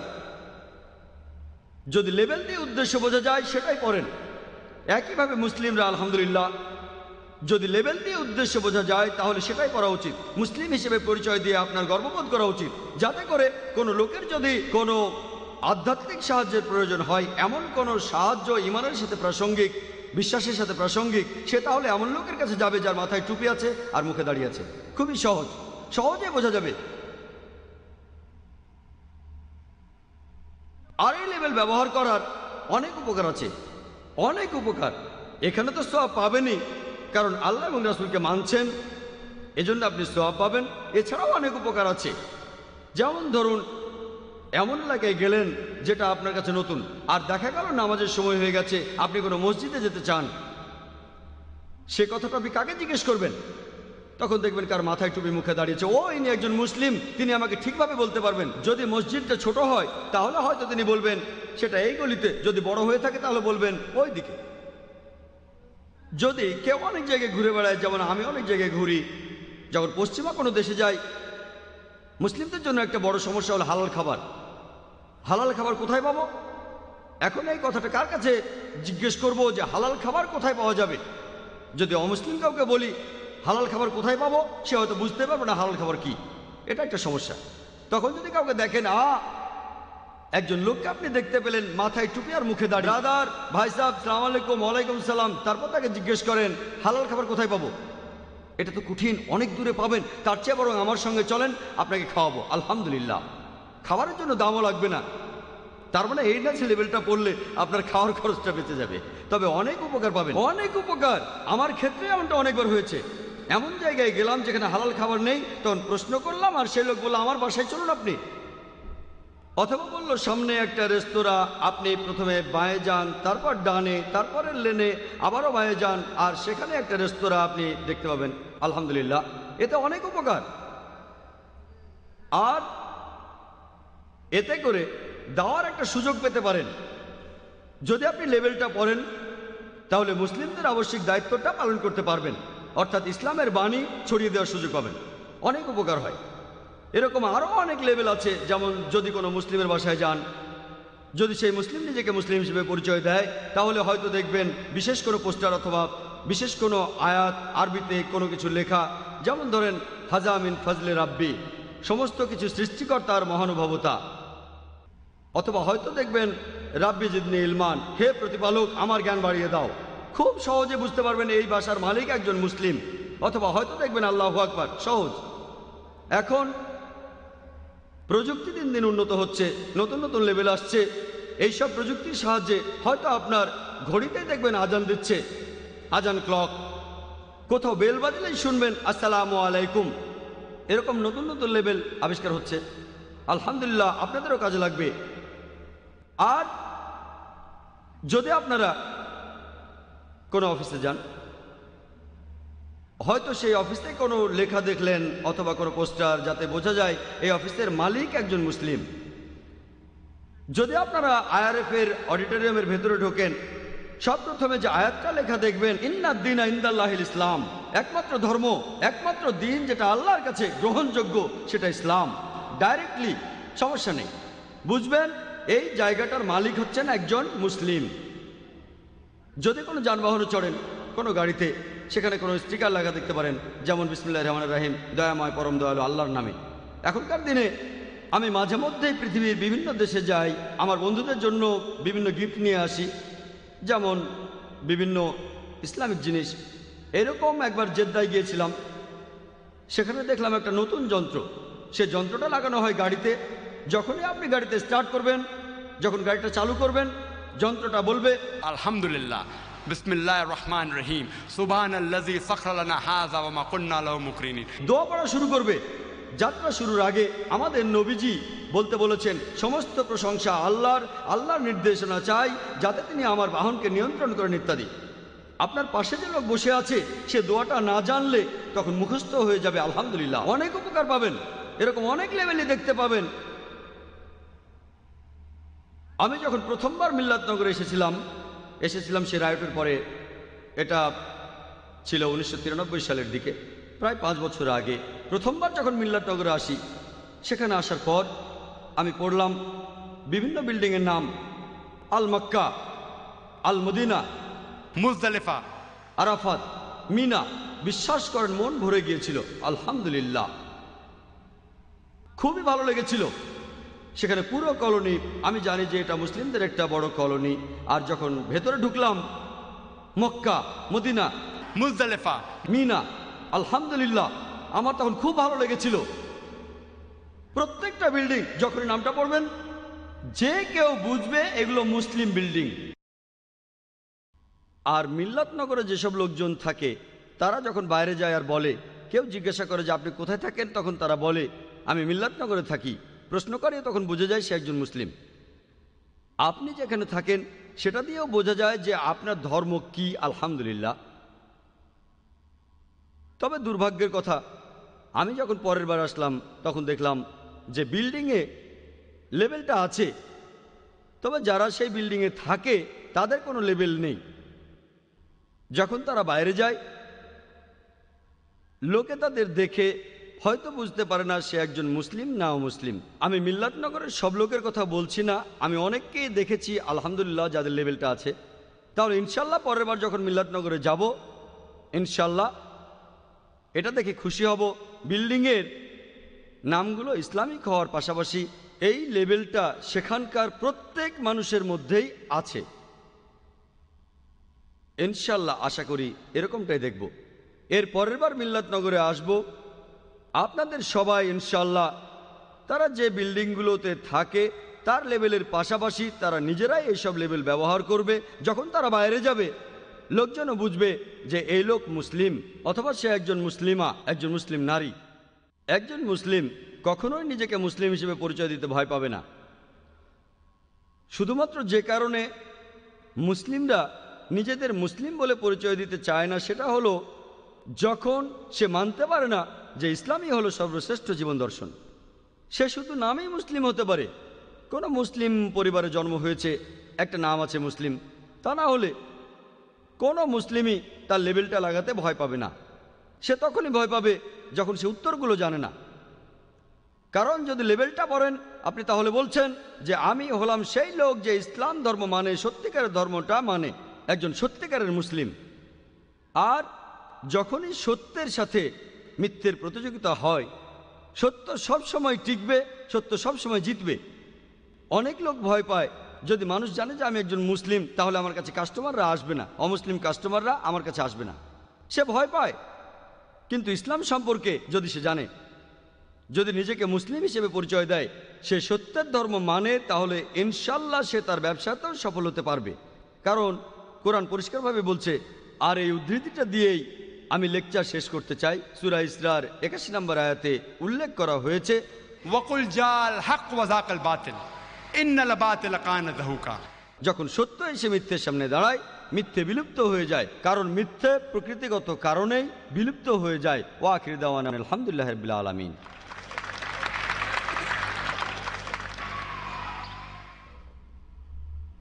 আমরা এখন অনুষ্ঠানের দ্বিতীয় পর্ব শুরু করব, প্রশ্ন উত্তর পর্ব। প্রশ্ন করবেন আজকের বিষয়ের উপর, if the level shows your intent, wear it. আপনাদের প্রশ্নগুলো সংক্ষেপে করার চেষ্টা করবেন। একবারে আপনারা মাত্র একটা প্রশ্ন করতে পারবেন। হ্যাঁ, আপনার প্রশ্নটা করুন। আমার নাম ডাক্তার আবু বকর তাহের। আসসালামু আলাইকুম ওয়া রাহমাতুল্লাহি ওয়া বারাকাতুহু। ওয়ালাইকুম আসসালাম ওয়া রাহমাতুল্লাহি ওয়া বারাকাতুহু। আমি এটা শুনেছিলাম যে 1993 সালের রায়টে সে সময় যেসব লোক ইসলামের লেবেল লাগাতো তাদেরকে তখন খুঁজে বের করে মেরে ফেলা হয়েছিল এই বোম্বেতেই। এমন পরিস্থিতিতে আমার মতে তখন লেবেল না লাগানোই ভালো, কারণ তখন জীবনের উপর ঝুঁকি থাকে। ধন্যবাদ। আসসালামু আলাইকুম। ভাই, আপনি প্রশ্ন করলেন যে 1992 আর 93 সালে বোম্বেতে যে রায়ট হয়েছিল, অনেক মুসলিমই তখন খুব ভয় পেয়েছিল আর অনেকেই লেবেল খুলে ফেলেছিল। তাই এ ধরনের পরিস্থিতিতে লেবেলটা খুলে রাখা যায় কিনা, সব নিয়মেরই কিছু ব্যতিক্রম থাকে। আর কোরআন পরিষ্কারভাবে বলছে যে জবরদস্তি করা হলে, যদি জবরদস্তি করা হয় অনিচ্ছাকৃতভাবে, আপনি তখন শিরক করতে পারেন। যেমন ধরেন, কেউ এসে বন্দুক ধরলো একেবারে সোজা আপনার মাথায় আর প্রশ্ন করলো আপনি কি মুসলিম না মুশরিক। আপনি নিজে এটা জানেন যে আপনি একজন মুসলিম, তবে জীবন বাঁচানোর জন্য সেই অবস্থায় একেবারে শেষ উপায় হিসেবে কোরআন এটা সুযোগ দিয়েছে যে আপনি এই ধরনের ক্ষেত্রে মিথ্যে বলতে পারেন। যদি জীবন মৃত্যুর প্রশ্ন চলে আসে, শুধুমাত্র সেই সব ক্ষেত্রে, ধরেন রায়ট চলছে আর আপনি অমুসলিম এলাকায় আছেন, আর ধরেন আপনি রাস্তায় বের হলেন, তখন আপনার উপর হামলা করা হলো। আর এই ধরনের ক্ষেত্রে যদি আপনার লেবেলটা খুলে ফেলেন, ইনশাল্লাহ আল্লাহ আপনাকে ক্ষমা করে দেবেন। ধরেন কোনো রায়টের সময় একজন অমুসলিম আপনার মাথায় বন্দুক ধরে বলল, মুসলিম না অমুসলিম? আপনি তখন বলতে পারেন আপনি মুসলিম, হয়তো শহীদ হবেন, অথবা বলতে পারেন আমি একজন অমুসলিম, হয়তো বেঁচেও যেতে পারেন। আপনি ভাববেন আমি এখানে মারা গেলে কেউ হয়তো দেখবেও না, তাহলে লাভটা কি? নিজেকে মুসলিম দাবি করে শহীদ হয়ে যেতে পারি, অথবা বলতে পারি আমি একজন অমুসলিম। কোরআন অনুমতি দিয়েছে এখানে কেউ নিজেকে অমুসলিম দাবি করে নিজের জীবন বাঁচাতে পারে, যাতে পরে ইসলাম প্রচার করতে পারে, আলহামদুলিল্লাহ। আবার ধরেন কেউ আমাকে স্টেজের উপর জিজ্ঞেস করলো, যেখানে হাজার হাজার লোক আমাকে দেখতে পাচ্ছে, আপনি কি মুসলিম না অমুসলিম? সুযোগ এখানে দুটোই থাকছে, বলতে পারে আমি মুসলিম বা অমুসলিম। তবে এখানে আমার হিকমায় কথা বলে যে যদি নিজেকে মুসলিম বলি, হাজার হাজার মানুষ এটা দেখছে, তাদের মনোবল বাড়ছে, তাই আমি এখানে নিজেকে মুসলিম দাবি করে শহীদ হয়ে যেতে পারি, আলহামদুলিল্লাহ। তাই কোরআন দুটোর অনুমতি দিয়েছে জবরদস্তি হলে। পবিত্র কোরআনে সূরা বাকারার 173 নম্বর আয়াতে বলা হয়েছে, সূরা মাইদা 3 নম্বর আয়াতে বলা হয়েছে, সূরা আনামের 145 নম্বর আয়াতে উল্লেখ করা হয়েছে, এবং সূরা নাহালের 115 নম্বর আয়াতে উল্লেখ করা হয়েছে যে যদি অনন্যপায় হয়ে তোমরা আল্লাহর আদেশ অমান্য করো, আল্লাহ রহমানুর রাহিম। আপনি জানেন যে শূকরের মাংস খাওয়া হারাম, যেখানে অনন্যপায় হয়ে খাবারের অভাবে মারা যাচ্ছেন, আর সেখানে শূকরের মাংস পাওয়া যায়। ধরেন কোনো জাহাজে চড়েছেন, সেখানে আর কোনো খাবার নেই, আর কেউ আপনাকে খেতে দিল শূকর। বেঁচে থাকার জন্য আপনি সেটুকু খেতে পারেন যেটুকু না খেলে আপনি মারা যেতে পারেন, একেবারে পেট ভরে খাবেন না। কিন্তু যখনই আপনি ডাঙায় উঠবেন, শূকরের মাংস তখন হারাম। তাই জীবন বাঁচানোর জন্য ইসলামে অনুমতি দিচ্ছে। জবরদস্তির সময় অনন্যপায় হয়ে যদি আল্লাহর আদেশ অমান্য করেন, আল্লাহ রহমানুর রাহিম এখানে এই সুযোগটা আছে। যদি মনে হয় আপনার জীবন হুমকির মুখে, অথবা আপনি মানসিক চাপ সহ্য করতে পারছেন না, সমস্যা নেই। তবে আলহামদুলিল্লাহ আমি কথা জানি কিছু লোক লেবেল খুলে ফেলেছিলেন, আর তাদের অনেকেই পরিস্থিতি যখন আবার স্বাভাবিক হলো, তারা আবার সেই লেবেলটা লাগালেন। তবে আমি এমন অনেক মুসলিমকে চিনি যারা এই রায়টের আগে লেবেলটা লাগাতো না, কিন্তু পরবর্তীতে রায়টটা দেখে তাদের মনোভাব বদলে গেল, তারপর তারা লেবেল লাগাতে শুরু করলো। আমি ব্যক্তিগতভাবে এমন অনেক মুসলিমকে চিনি আলহামদুলিল্লাহ, যারা এই রায়টের পরে লেবেলটা লাগিয়েছিল। তারা রায়টের সময় পরিস্থিতিটা দেখেছিল আমরা সমস্যার ভেতরে আছি, আমাদের নিজেদের মুসলিম হিসেবে পরিচয় দেওয়া উচিত। তারপর সে রায়টের পর পরিস্থিতি যখন স্বাভাবিক হলো, আলহামদুলিল্লাহ অনেক মুসলিমই সে রায়টের পর লেবেলটা লাগিয়েছিল। আশা করি উত্তরটা পেয়েছেন। এবারে পরের প্রশ্ন। আসসালামু আলাইকুম, আমার নাম আজম নায়ার। আমার প্রশ্নটা খুবই কমন, যেটা অনেকের মনে রয়েছে, যে মুসলমানদের জন্য এই অনুমতি কি আছে যে বলবো আসসালামু আলাইকুম কোনো অমুসলিমকে, অথবা সে যদি আমাকে বলে আসসালামু আলাইকুম তখন কি বলতে পারি ওয়ালাইকুম আসসালাম? একটু বুঝিয়ে বলবেন। ভাই একটা কমন প্রশ্ন করলেন যে একজন মুসলিম সে কি কোনো অমুসলিমকে বলতে পারে আসসালামু আলাইকুম, অথবা কোনো অমুসলিম বলে আসসালামু আলাইকুম, আপনি কি বলতে পারেন ওয়ালাইকুম আসসালাম? আমি এ কথাও জানি যে অনেক বিশেষজ্ঞ আছেন যারা বলে থাকেন যদি কোনো অমুসলিম আপনাকে বলে আসসালামু আলাইকুম, আপনি তখন বলবেন আলাইকুম। এই প্রশ্নের উত্তরটা বেশ কিছু হাদিসে রয়েছে, এগুলো আছে সহিহ মুসলিমে। আর যদি সহিহ মুসলিম পড়েন 3 নম্বর খণ্ড, বুক অব সালাম, অধ্যায় নম্বর 904, হাদিস নম্বর 5380 থেকে 5390 পর্যন্ত 11টা হাদিস আছে। এখানে এই ধরনের ব্যাপার নিয়ে বলা হয়েছে। তবে যদি হাদিসগুলো বিশ্লেষণ করেন, প্রথম দিকের হাদিসগুলো বলছে যে যদি ইহুদিরা বলে আসসালামু আলাইকুম, আসসালামু আলাইকুম কথাটার অর্থ আপনি মৃত্যু মুখে পতিত হন। যখন ইহুদিরা তোমাদের বলে আসসালামু আলাইকুম, আপনি মৃত্যু মুখে পতিত হন, নবীজি বলছেন তখন তাদের বলো আলাইকুম, আপনাদের ক্ষেত্রেও সেটাই হোক। তাই এখানে আসলে বলা হয়েছে যদি কোনো অমুসলিম জেনে শুনে আপনার অশুভ কামনা করে আসসালামু আলাইকুম, শুনে হয়তো মনে হবে আসসালামু আলাইকুম, তারা আসলে বলছে আপনি মৃত্যু মুখে পতিত হন, আপনি তখন উত্তরে তাকে বলবেন আলাইকুম, আতাই হোক। তবে অনেক বিশেষজ্ঞ এটাও বলেন যদি কোনো অমুসলিম আপনাকে বলে আসসালামু আলাইকুম, আপনি তখন বলবেন আলাইকুম। আর যদি বিস্তারিত জানতে চান তাহলে এর উত্তর পাবেন পবিত্র কোরআন এবং সহিহ হাদিসে। আসুন দেখি কোরআন কি বলে সালামের উত্তর দেওয়ার ব্যাপারে। আমি আমার লেকচারও বলেছি, সূরা নিসার 86 নম্বর আয়াতে বলা হয়েছে ওয়াইজা হুইয়িতুম بتحية فحيوا بأحسن منها أو ردوها إن الله كان على كل شيء حسيبا। যে যদি কেউ তোমাদের অভিবাদন করে প্রত্যুত্তর জানাও আরও উত্তমভাবে, অথবা সেই অভিবাদনের অনুরূপ করে অভিবাদন জানাও তাদের। নিশ্চয়ই আল্লাহ সব বিষয়ে হিসাব গ্রহণ করে থাকেন। সালামের উত্তর দেয়া নিয়ে কথা বললে আমরা তাদের উত্তর দিতে পারি। তাহলে এই প্রশ্নটার ব্যাপারে কোনো অমুসলিম যদি বলে আসসালামু আলাইকুম, আপনি কি উত্তর দেবেন? কোরআনের এই আয়াতটা বলছে আরও ভালো করে উত্তর দিতে পারেন অথবা একইভাবে, একথাই পবিত্র কোরআন বলছে। আর আপনি কি প্রথমে সালাম দিতে পারেন?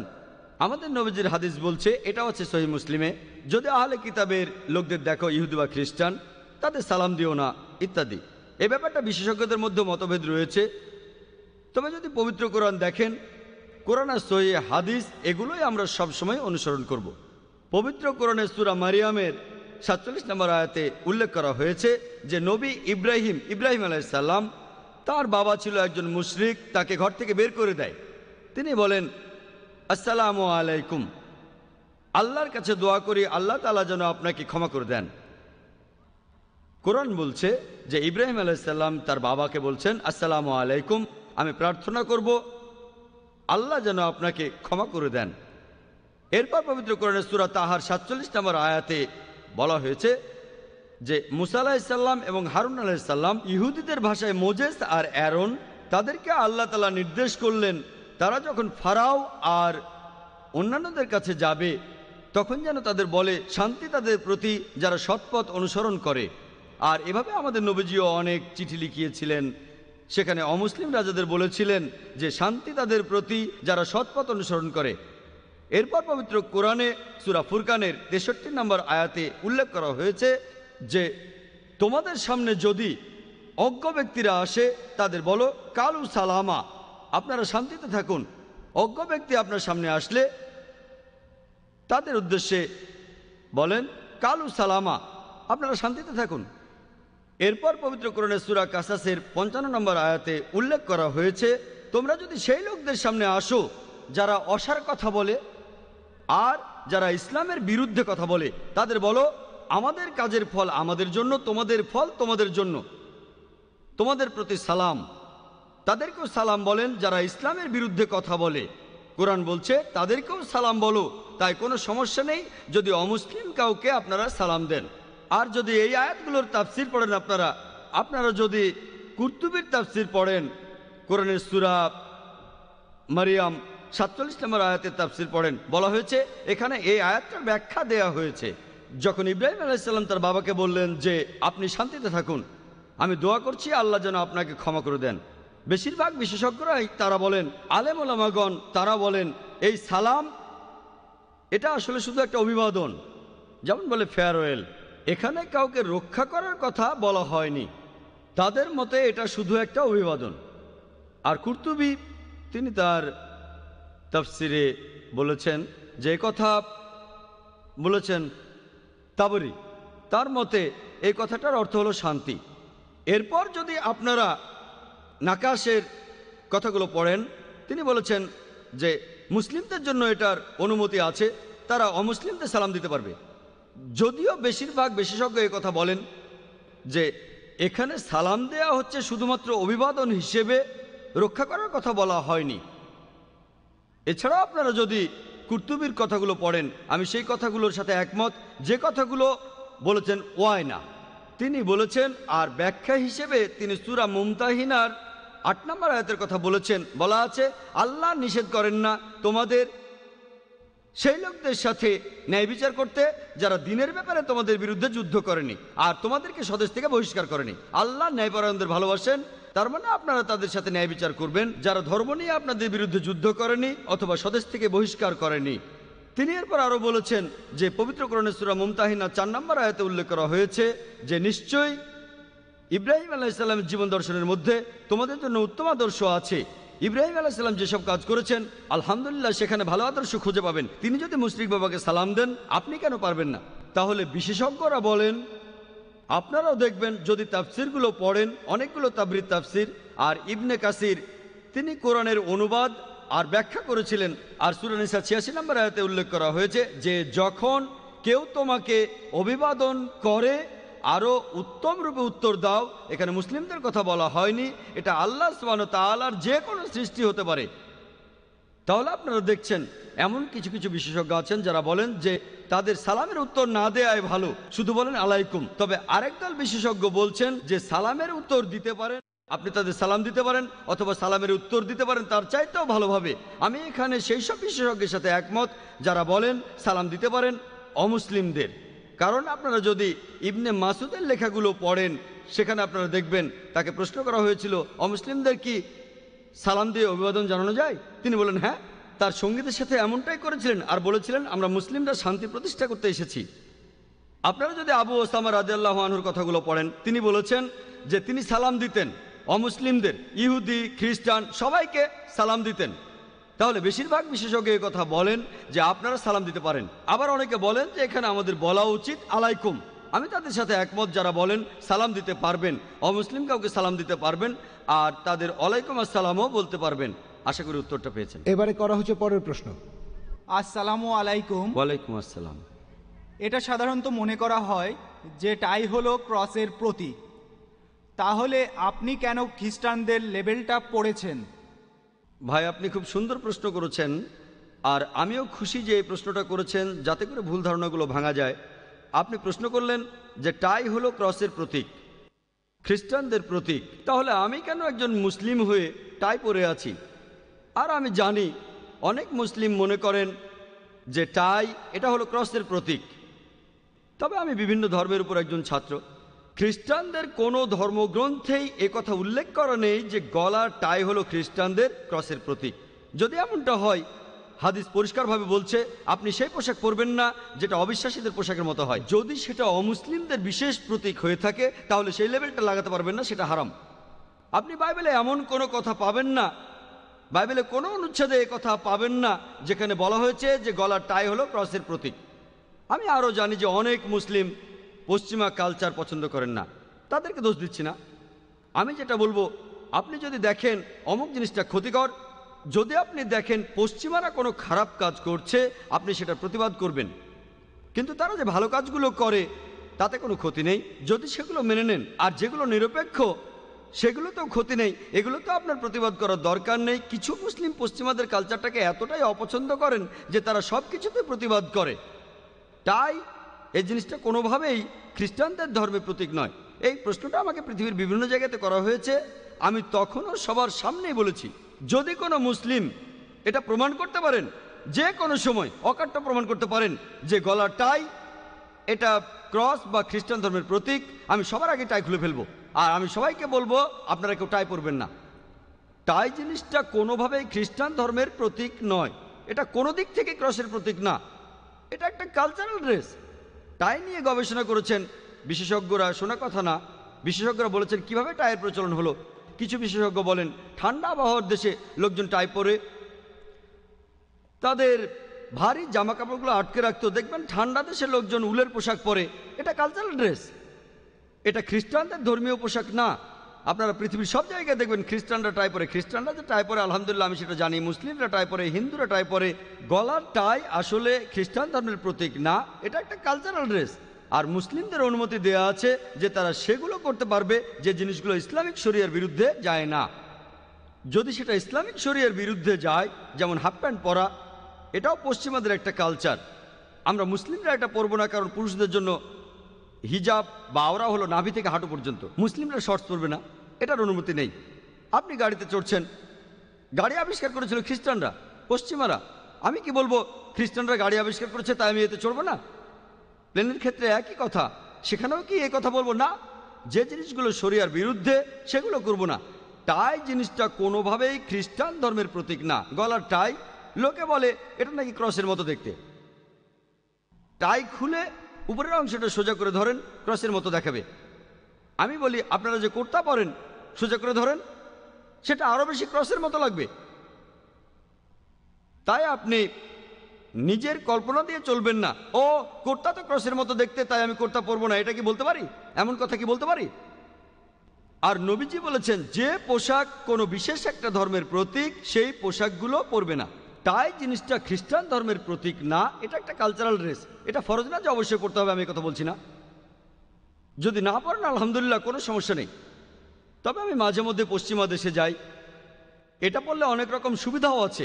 আর ইসলাম যদি নিষেধ না করে সেটা পড়তে আমার আপত্তি নেই, কিন্তু ইসলাম যদি নিষেধ করে আমি এমন কিছুই পরব না যেটা ইসলাম নিষেধ করে, আমার লাভ হলেও না।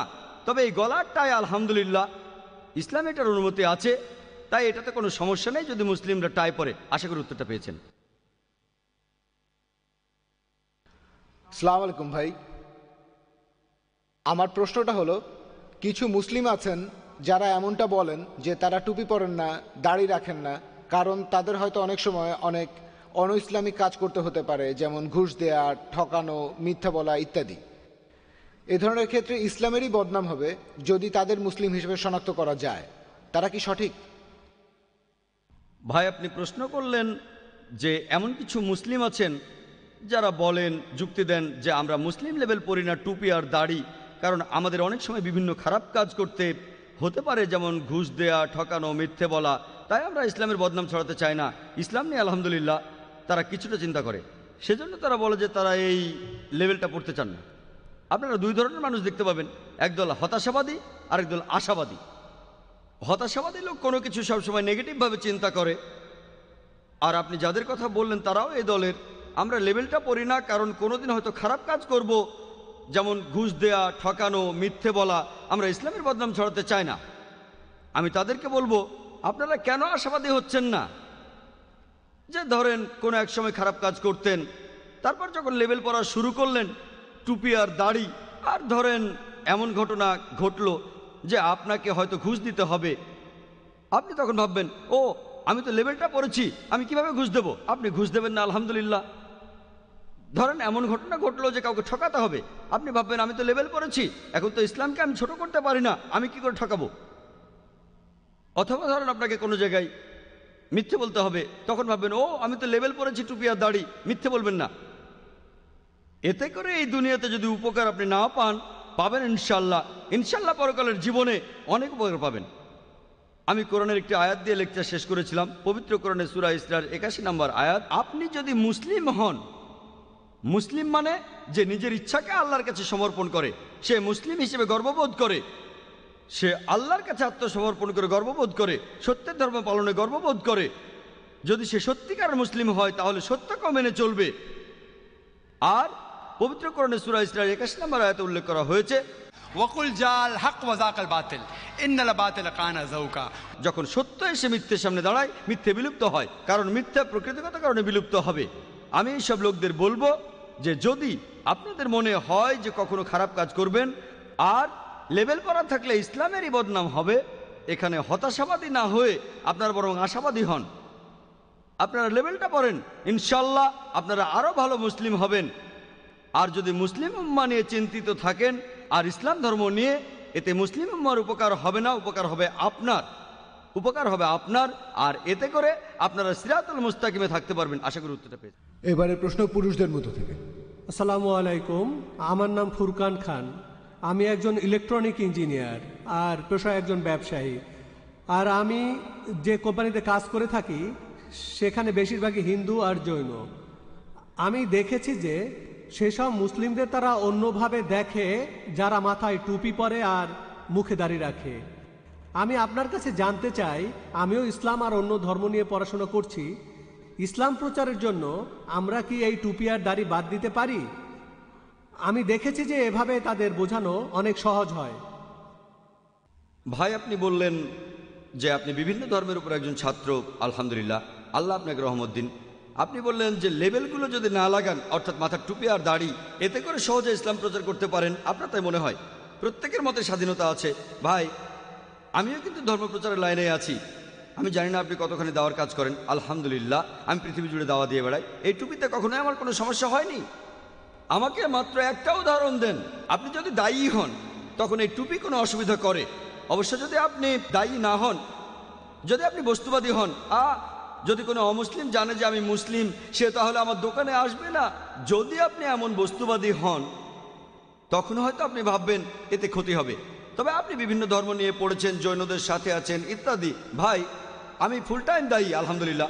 আপনার অভিজ্ঞতা থেকে এমন একটা ঘটনার কথা বলেন যেখানে টুপির কারণে আপনি কোনো সমস্যা পড়েছেন। আলহামদুলিল্লাহ, এতে সুবিধাই হয়, এতে করে আমি বিভিন্ন সুবিধা পাই। আসল কথা হলো এমন পরিস্থিতি আসতে পারে যে আপনি জানেন না যে কিভাবে সামলাতে হবে। তাই কোরআন বলছে, সূরা নাহালের 43 নম্বর আয়াতে উল্লেখ করা হয়েছে যে তোমরা যদি কোনো কিছু না জানো তাহলে জ্ঞানীদেরকে জিজ্ঞেস করো, কোনো এক্সপার্টের কাছে যান, তিনিই দেখাবেন কিভাবে সমাধান করতে হবে। এমন সিদ্ধান্ত নেবেন না যেটা ভুল। হ্যাঁ ভাই, সমস্যাটা বলেন, আমি সমাধান দিচ্ছি। আসলে আপনি একজন ফুল টাইম দায়ী, আমি ফুল টাইম দায়ী না। আমি ব্যবসা করি, এর পাশাপাশি আমি দাওয়া দেই। যখন আমার অফিসে থাকি আমি অফিসের লোকজনের সাথে কথা বলি, ধর্ম নিয়ে বলি, আর আলহামদুলিল্লাহ দু একজনকে আমি বোঝাতেও পেরেছি। তবে আমি যেটা দেখেছি যে গুজরাট অঞ্চলের লোকজন এছাড়া অন্যান্যরাও তারা এই টুপিদারি এড়িয়ে চলে। আমার এক কলিগের দাড়ি আছে, তারা তার কাছে যায়ই না। তবে আমি যখন তাদের সাথে কথা বলি তখন দেখি তারা আমার কথা শুনছে। তাই মনে হয় যে এইভাবে ইসলাম প্রচার করা আরো সহজ।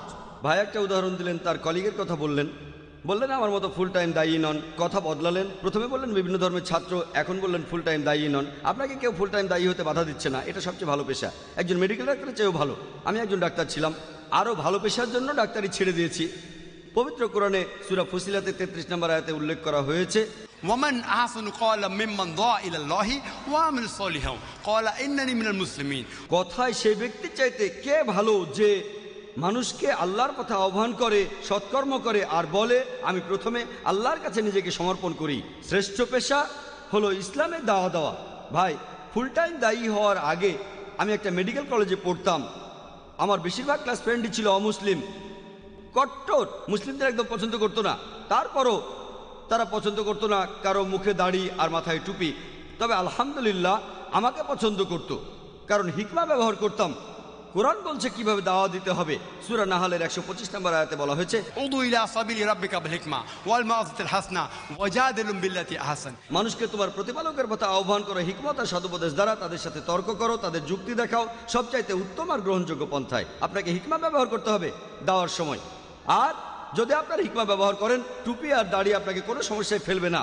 আপনি বলতে পারবেন সেই অমুসলিম বন্ধুদের যে একজন মুসলিমের সাথে পরিচয় হয়েছে, আলহামদুলিল্লাহ তার মুখে দাঁড়িয়ে আছে, সেই লোকের বয়স খুবই কম, একেবারে কম, তার নাম হলো জাকির। বলেছে সে অমুসলিমদের সাথে কথা বলবে, আপনাদেরও ভালো লাগবে। তার মাথায় টুপি আর মুখে দাঁড়িয়ে আছে, আপনাদেরও ভালো লাগবে। তাদেরকে ক্যাসেটটা দিতে পারেন। যদি তাদের সাথে দেখা করতে না পারি তাহলে আমার ক্যাসেটটা দেন, তারপর ফলাফলটা দেখেন। আমি অমুসলিমদের সঙ্গে থাকি না আলহামদুলিল্লাহ, তবে এই ক্যাসেটগুলো অসম্ভবকে সম্ভব করেছে। আপনি একজন অমুসলিমকে বোঝানোর কথা বলছেন, আলহামদুলিল্লাহ। আলমতে আমি হাজারো অমুসলিমকে বুঝিয়েছি আমার কথা দিয়ে, আলহামদুলিল্লাহ। তাই এটা আসলে একটা ভুল ধারণা। আপনি হীনমন্যতায় ভুগছেন। যদি মানেন ইসলামই সর্বশ্রেষ্ঠ ধর্ম, তাহলে আপনি নিজেকে মুসলিম হিসেবে পরিচয় দিতে ভয় পাচ্ছেন কেন? একটা উদাহরণ দেই। ধরেন একজন বয়স্ক লোক, তিনি খুবই বৃদ্ধ, বার্ধক্যে জর্জরিত। তিনি বলছেন আমার কাছে আছে জাদুর পানি, এটা খেলে আপনার শক্তি বাড়বে, যদি এই পানিটা খান আরো 100 বছর আপনি বাঁচবেন, আপনি হবেন খুবই শক্তিশালী। এই বয়স্ক লোকটার এক পা কবরে চলে গেছে, তিনি এই পানির বোতল 100 টাকা দিয়ে বিক্রি করছেন। কেউ কি সেটা কিনবে? বলছে আমার হাতে এই পানির বোতলের দাম 100 রুপি, যদি এই পানি খান আপনি আরো 100 বছর বাঁচবেন, আপনি হবেন পৃথিবীর সবচেয়ে শক্তিশালী। তাকে বিশ্বাস করবেন? তার কথাকে বিশ্বাস করবেন? করবেন না। কেন? লোকটার একটা পা কবরে চলে গেছে, যদি এই পানিতে কারো শক্তি বেড়ে যায় তাহলে নিজে কেন তিনি খাচ্ছেন না? আপনি ইসলাম প্রচার করছেন আর মুসলিম হিসেবে পরিচয় দিতে ভয় পাচ্ছেন, তাহলে কিভাবে ধর্ম পালন করবেন? আপনি ভণ্ডামি করছেন। আপনার খারাপ লাগলে আমি দুঃখিত। যদি মুসলিম হিসেবে পরিচয় দিতে ভয় পান আর বলেন ইসলামই সর্বশ্রেষ্ঠ ধর্ম, তার মানে আপনি ভণ্ডামি করছেন। কোন যুক্তিবাদী কি সেই লোকের কাছ থেকে পানির বোতলটা কিনবে যার এক পা কবরে, আর বলছে আপনি যদি এই পানি খান আরো 100 বছর আপনি বাঁচবেন, সবচেয়ে শক্তিশালী হবেন? এটা তো ভণ্ডামি, মিথ্যাচার হচ্ছে। আলহামদুলিল্লাহ আমার সাথেও অমুসলিমদের দেখা হয় আর তাদের বোঝাতে পেরেছি। যখন তাদের সাথে কথা বলি, অমুসলিমরা আমার কথা শুনে আলহামদুলিল্লাহ আমাকে শ্রদ্ধা করে। ও আপনাকে তো টিভিতে লেকচার দিতে দেখেছি। তারা আমাকে খুব সম্মান করে। তারা জানে আমি ইসলাম প্রচার করছি। তারা অন্যান্য মুসলিমদের হয়তো চেনে না যাদের দাড়ি আর টুপি পরে, কিন্তু আমাকে ভালোভাবে চেনে, আমাকে সম্মান করে। আমাকে ঘুষ দিতে হয় না, আমি কাউকে ঘুষ দিই না, আলহামদুলিল্লাহ। আমাকে শ্রদ্ধা করে। আল্লাহ আমার কাছে সহজ করে দিয়েছেন। যদি আপনি ভয় পান, যদি আপনি হীনমন্যতায় ভোগেন, যদি আপনার মনে কোনো দুর্বলতা থাকে, তাহলে অমুসলিমদের এই কথাটাই মেনে নিচ্ছেন যে যারা মুখে দাড়ি রাখে তারা ভুল করে। আপনি যেটা করবেন, আপনার মুখে দাড়ি রাখবেন, আর অমুসলিম বন্ধুদেরকে বলবেন যে আগে আপনারা আমাকে শ্রদ্ধা করতেন, কারণ আমার মুখে দাড়ি ছিল না। আপনারা কারো মুখে দাড়ি পছন্দ করেন না, আজ থেকে আমি মুখে দাড়ি রাখা শুরু করলাম ইনশাল্লাহ ইনশাল্লাহ। তারপর আপনি তাদের বলেন, দেখেন ভাই, আমি আগের মতোই আছি, আমি আগের মানুষই আছি, শুধু এখন মুখে দাড়ি আর মাথায় টুপি আছে। এখন আমার স্বভাব কি বদলে গেছে?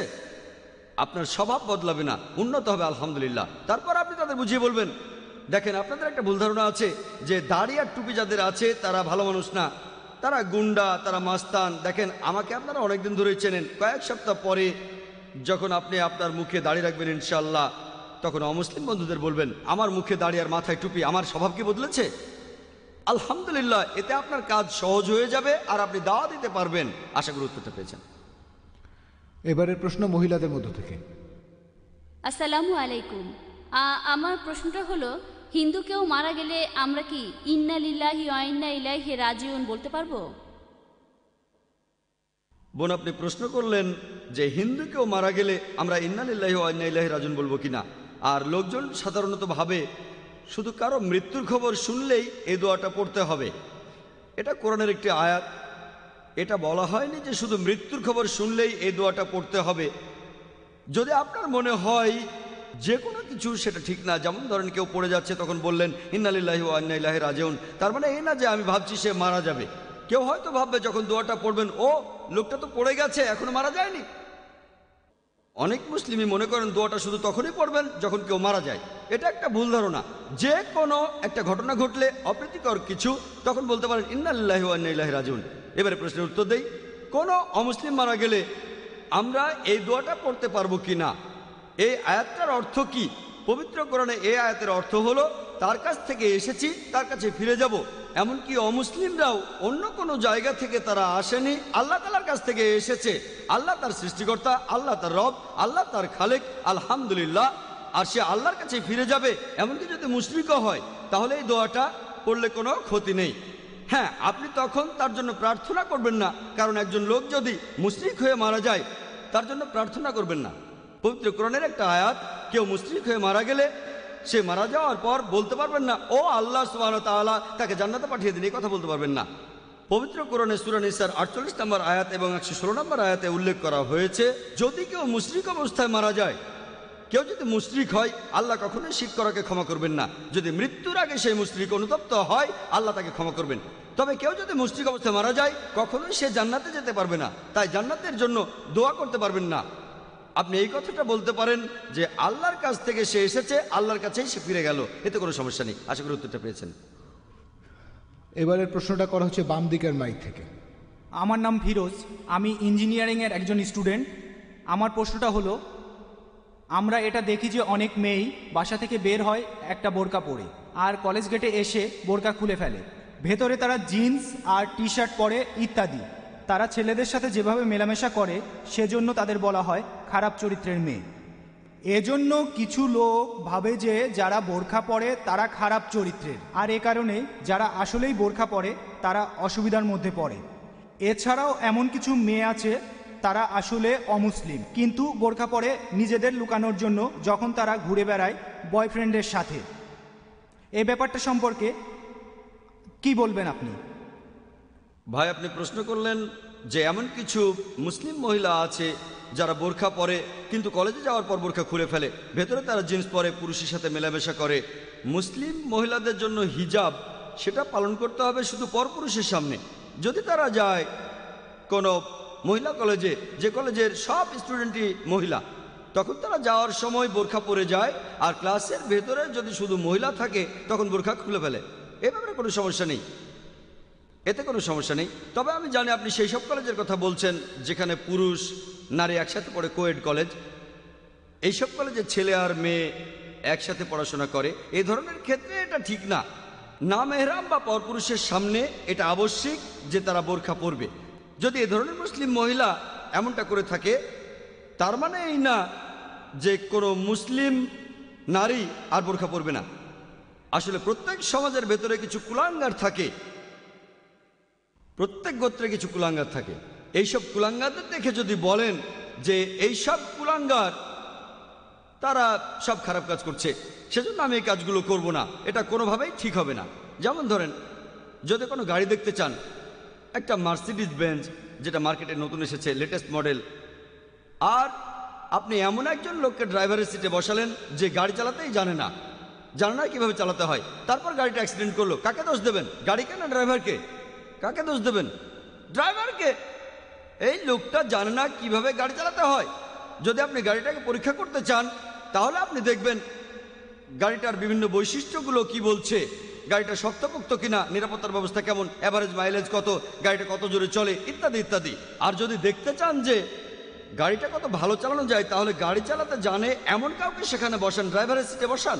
সেজন্য যদি বলেন যে আমি বোরখা পরবো না, কারণ কিছু মহিলা পুরুষের সাথে মেলামেশা করে আর সুযোগ সুবিধা নেয়, অনেকটা এরকম যে মার্সিডিজ একটা বাজে গাড়ি, কারণে ড্রাইভার সে গাড়িটা চালাতেই জানে না। অযৌক্তিক। প্রত্যেক সমাজে কিছু কুলাঙ্গা থাকে। হিটলারকে চেনেন তো? সে 60 লক্ষ ইহুদিদের মেরে ফেলেছিল। 60 লক্ষ ইহুদি। এজন্য কি খ্রিস্টান ধর্মকে দোষ দেব? পারবো না। সে একটা খারাপ দৃষ্টান্ত। একইভাবে কোনো বিশেষ মহিলা যদি এ ধরনের কোনো কাজ করে, এর সময় উচিত হবে অন্যান্য মুসলিম মহিলারাও বলবে, যেহেতু কিছু মুসলিম মহিলা আছে যারা ইসলামের নামে বদনাম ছড়াচ্ছে, আর এই কারণেই আমি বোরখা পরব, আর প্রমাণ করে দেব সবার সামনে যে মুসলিম মহিলারা ভালো।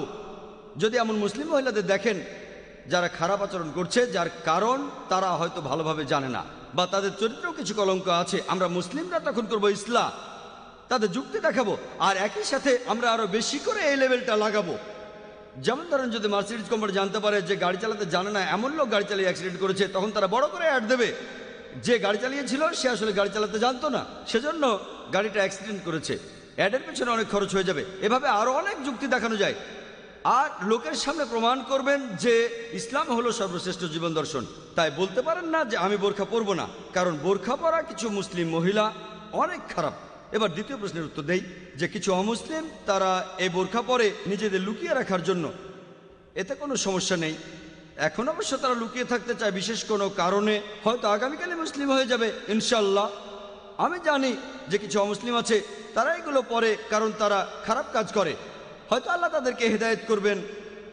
আমরা তাদের বলতে পারি না যে দেখেন আপনারা খারাপ কাজ করছেন, তাদের বলতে পারি আপনাদের নিয়ত সঠিক না। বলতে পারেন না যে বোরখা পরাটাই ভুল, তাদেরকে বলতে পারেন যে আপনাদের নিয়ত, বোরখা জিনিসটা উদ্দেশ্য হলো মহিলাদের শালীনতা বজায় রাখা, আপনারা এইসব কাজ থেকে সুবিধা নিচ্ছেন আর আপনারা খুবই খারাপ কাজ করছেন, এগুলো শুধরাতে হবে। আর মানুষকে এই কথাটাও জানাতে হবে যে বোরখা আসলে শালীনতার জন্য, আর মহিলাদের হিজাব নিয়ম বলেছি। এজন্য আমার ভিডিও ক্যাসেট দেখতে পারেন কেন মহিলারা হিজাব পালন করবে। আশা করি উত্তরটা পেয়েছেন। ভাই, আমি কিছুদিন আগে মুসলিম হয়েছে, আলহামদুলিল্লাহ। আল্লাহ সুবহানাহু ওয়া তাআলা তিনি আমাকে তার দয়ায় হেদায়েত করেছেন। যদি মুসলিম হিসাবে বাঁচতে চান, আপনি যদি মুসলিম হিসাবে বেঁচে থাকতে চান, আর যদি আপনি মুসলিম হিসাবে মরতে চান, তাহলে রাসূলের সুন্নাহগুলো মেনে চলেন আর পবিত্র কোরআন মেনে চলেন। ভাই, আমি বোম্বেতে অল্প কয়েকদিনের জন্য এসেছি। আমি বোম্বেতে অনেক জায়গায় ঘুরেছি, অনেক মসজিদে গিয়েছি। সেখানে আমি দেখেছি মুসলিম ভাইয়েরা, মাঝে মধ্যে আমার বেশ খারাপ লেগেছে। আমি তাদের দেখেছি যে মসজিদ থেকে বের হওয়ার পর মাশাআল্লাহ তাদের মুখে অনেক বড় দাড়ি আছে, কিন্তু যখন তারা মসজিদ থেকে বের হয় তখনই একটা সিগারেট ধরায়, পান খাওয়া শুরু করে, যেটাকে দেখে মনে হয় অয়েল পেইন্ট, আর সিগারেটের ধোঁয়া ছড়াতে থাকে চিমনির মতো। মুসলিমদের এই সিগারেট খাওয়া আর পান খাওয়া, এ ব্যাপারে আপনি কি বলবেন? ভাই, আপনি প্রশ্ন করলেন যে আপনি যখন বিভিন্ন মসজিদে যান সেখানে দেখেন মুসলিমরা মসজিদ থেকে বের হয়ে সিগারেট টানা শুরু করে দেয়, আবার অনেকে পান খায়, দেখতে খারাপ লাগে। আমার মতামত কি ঠিক না ভুল?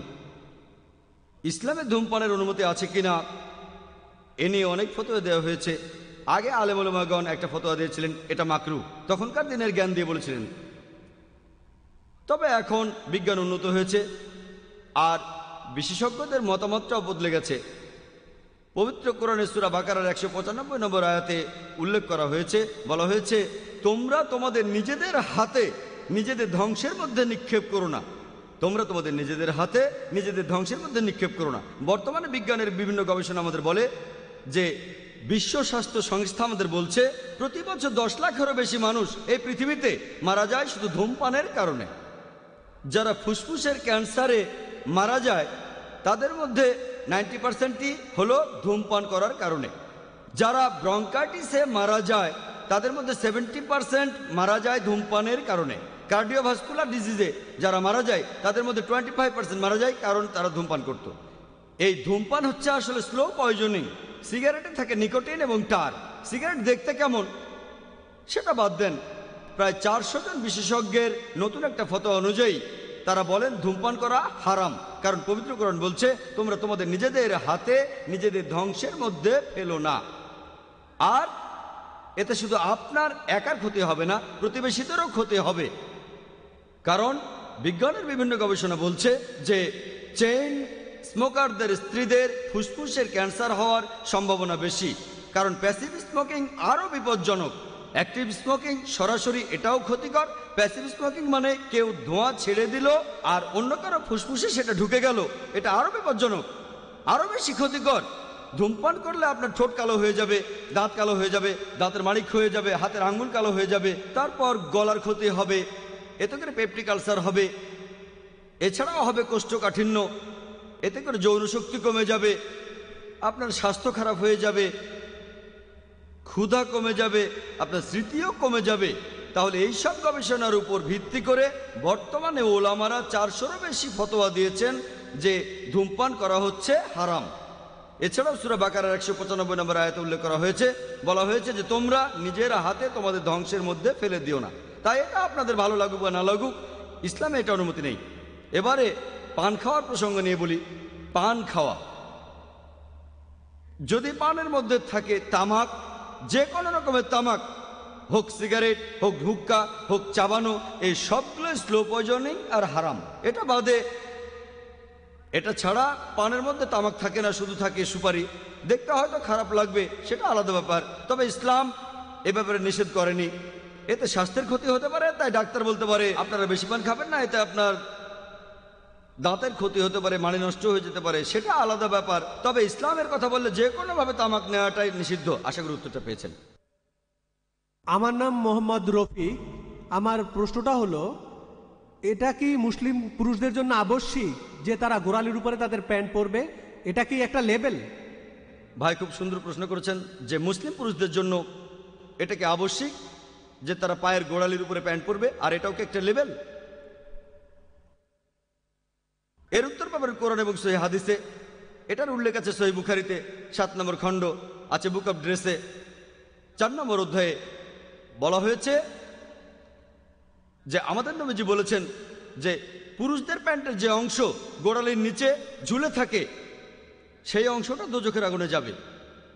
এই সূত্র ধরে এছাড়াও আরও 5-6টা হাদিস আছে সহিহ বুখারী 7 নম্বর খণ্ড, বুক অফ ড্রেস 5 নম্বর অধ্যায়ে।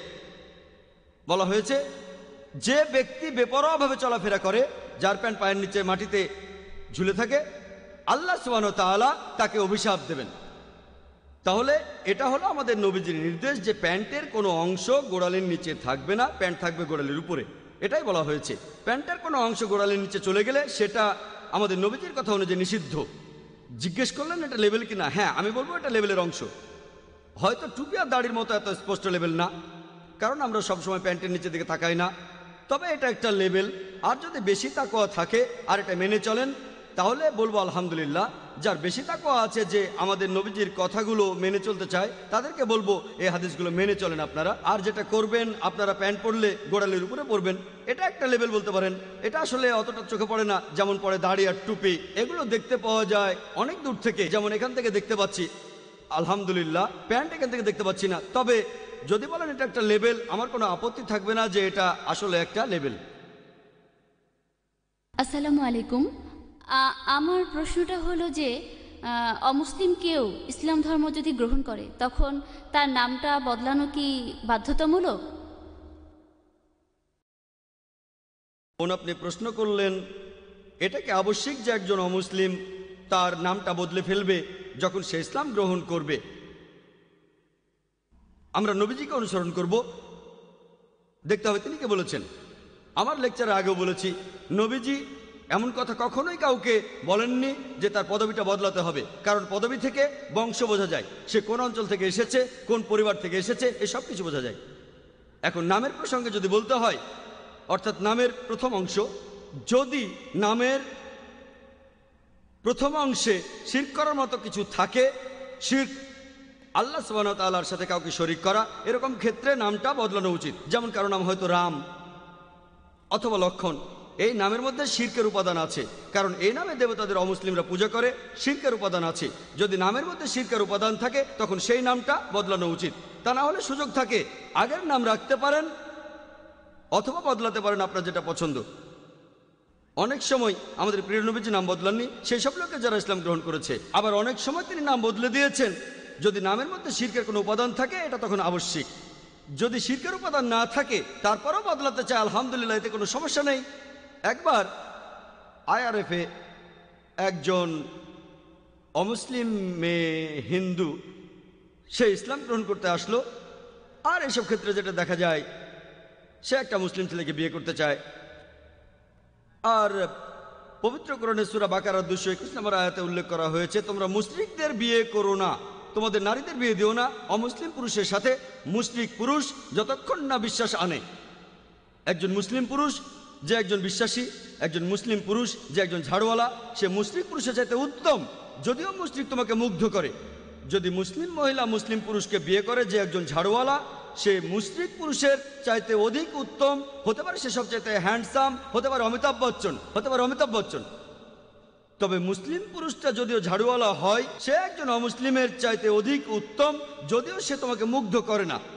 আর একই ব্যাপার, যখন একজন মুসলিম পুরুষ বিয়ে করে কোনো নারীকে, যদি সে মুশরিক হয় তাহলে অনুমতি নেই, সেই নারী মুশরিক হলে বিয়ের অনুমতি নেই, যদি না সে ইসলাম ধর্ম গ্রহণ করে।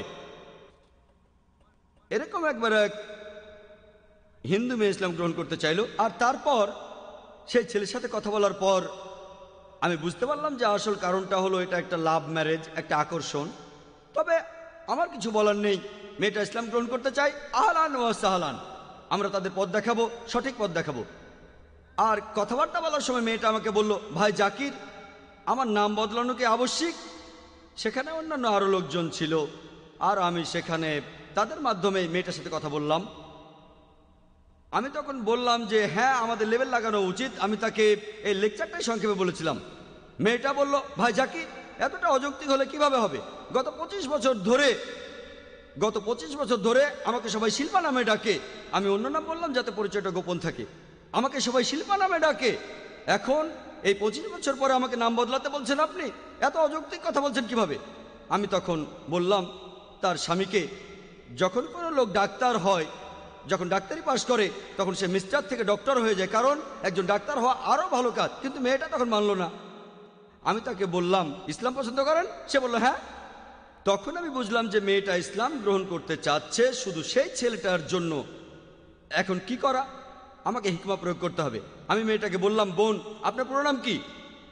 মেয়েটা আমাকে বলল, আসল নামটা বলছি না, আমার পুরো নাম হলো শিল্পা পাণ্ডুরাম দেশমুখ। শিল্পা পাণ্ডুরাম দেশমুখ। তখন আমি বললাম, বোন, যখন এই ভাইকে বিয়ে করবেন, যার নাম হলো আব্দুল করিম শেখ, আব্দুল করিম শেখকে বিয়ে করার পর তখন আপনার কি নাম হবে? মেয়েটা বলল, আমার নাম হবে শিল্পা আব্দুল করিম শেখ। আমি তখন বললাম, বোন, এত অযৌক্তিক হচ্ছেন কিভাবে? গত 25 বছর ধরে আপনাকে ডাকা হয়েছে শিল্পা পাণ্ডুরাম দেশমুখ, আর এখন চাচ্ছেন আপনাকে বলা হোক শিল্পা আব্দুল করিম শেখ। এতটা অযৌক্তিক হচ্ছেন কিভাবে? আলোচনা এখানেই শেষ। আমি যেটা প্রমাণ করতে চাচ্ছিলাম যে মেয়েটা তার পদবিটা বদলাতে চাচ্ছে না, কারণ আগে সে চাইতো যে লোকে তাকে পাণ্ডুরাম দেশমুখের মেয়ে হিসেবে জানুক। এখন সে চায় লোকে জানুক তার স্বামী আব্দুল করিম শেখ। একইভাবে আগে আপনি ছিলেন হিন্দু, এখন যদি আপনি জানেন আর মানেন যে ইসলাম হলো শ্রেষ্ঠ ধর্ম, তাহলে আপনি কেন নিজেকে মুসলিম বলে পরিচয় দিতে চাচ্ছেন না? আলোচনা এখানেই শেষ হলো। মেয়েটা তার নাম বদলেছিল কিনা আমি জানি না, তবে যখন কথা বলবেন হিকমার সাথে বলবেন। আপনার প্রশ্নের উত্তর, নাম বদলানো আবশ্যিক না, যদি না সেই নামের মধ্যে শিরকের কোনো উপাদান থাকে। সেরকম যদি না হয় তাহলে পছন্দ আপনার। আগের নামটা রাখতে পারেন অথবা বদলাতেও পারেন। আশা করি উত্তরটা পেয়েছেন।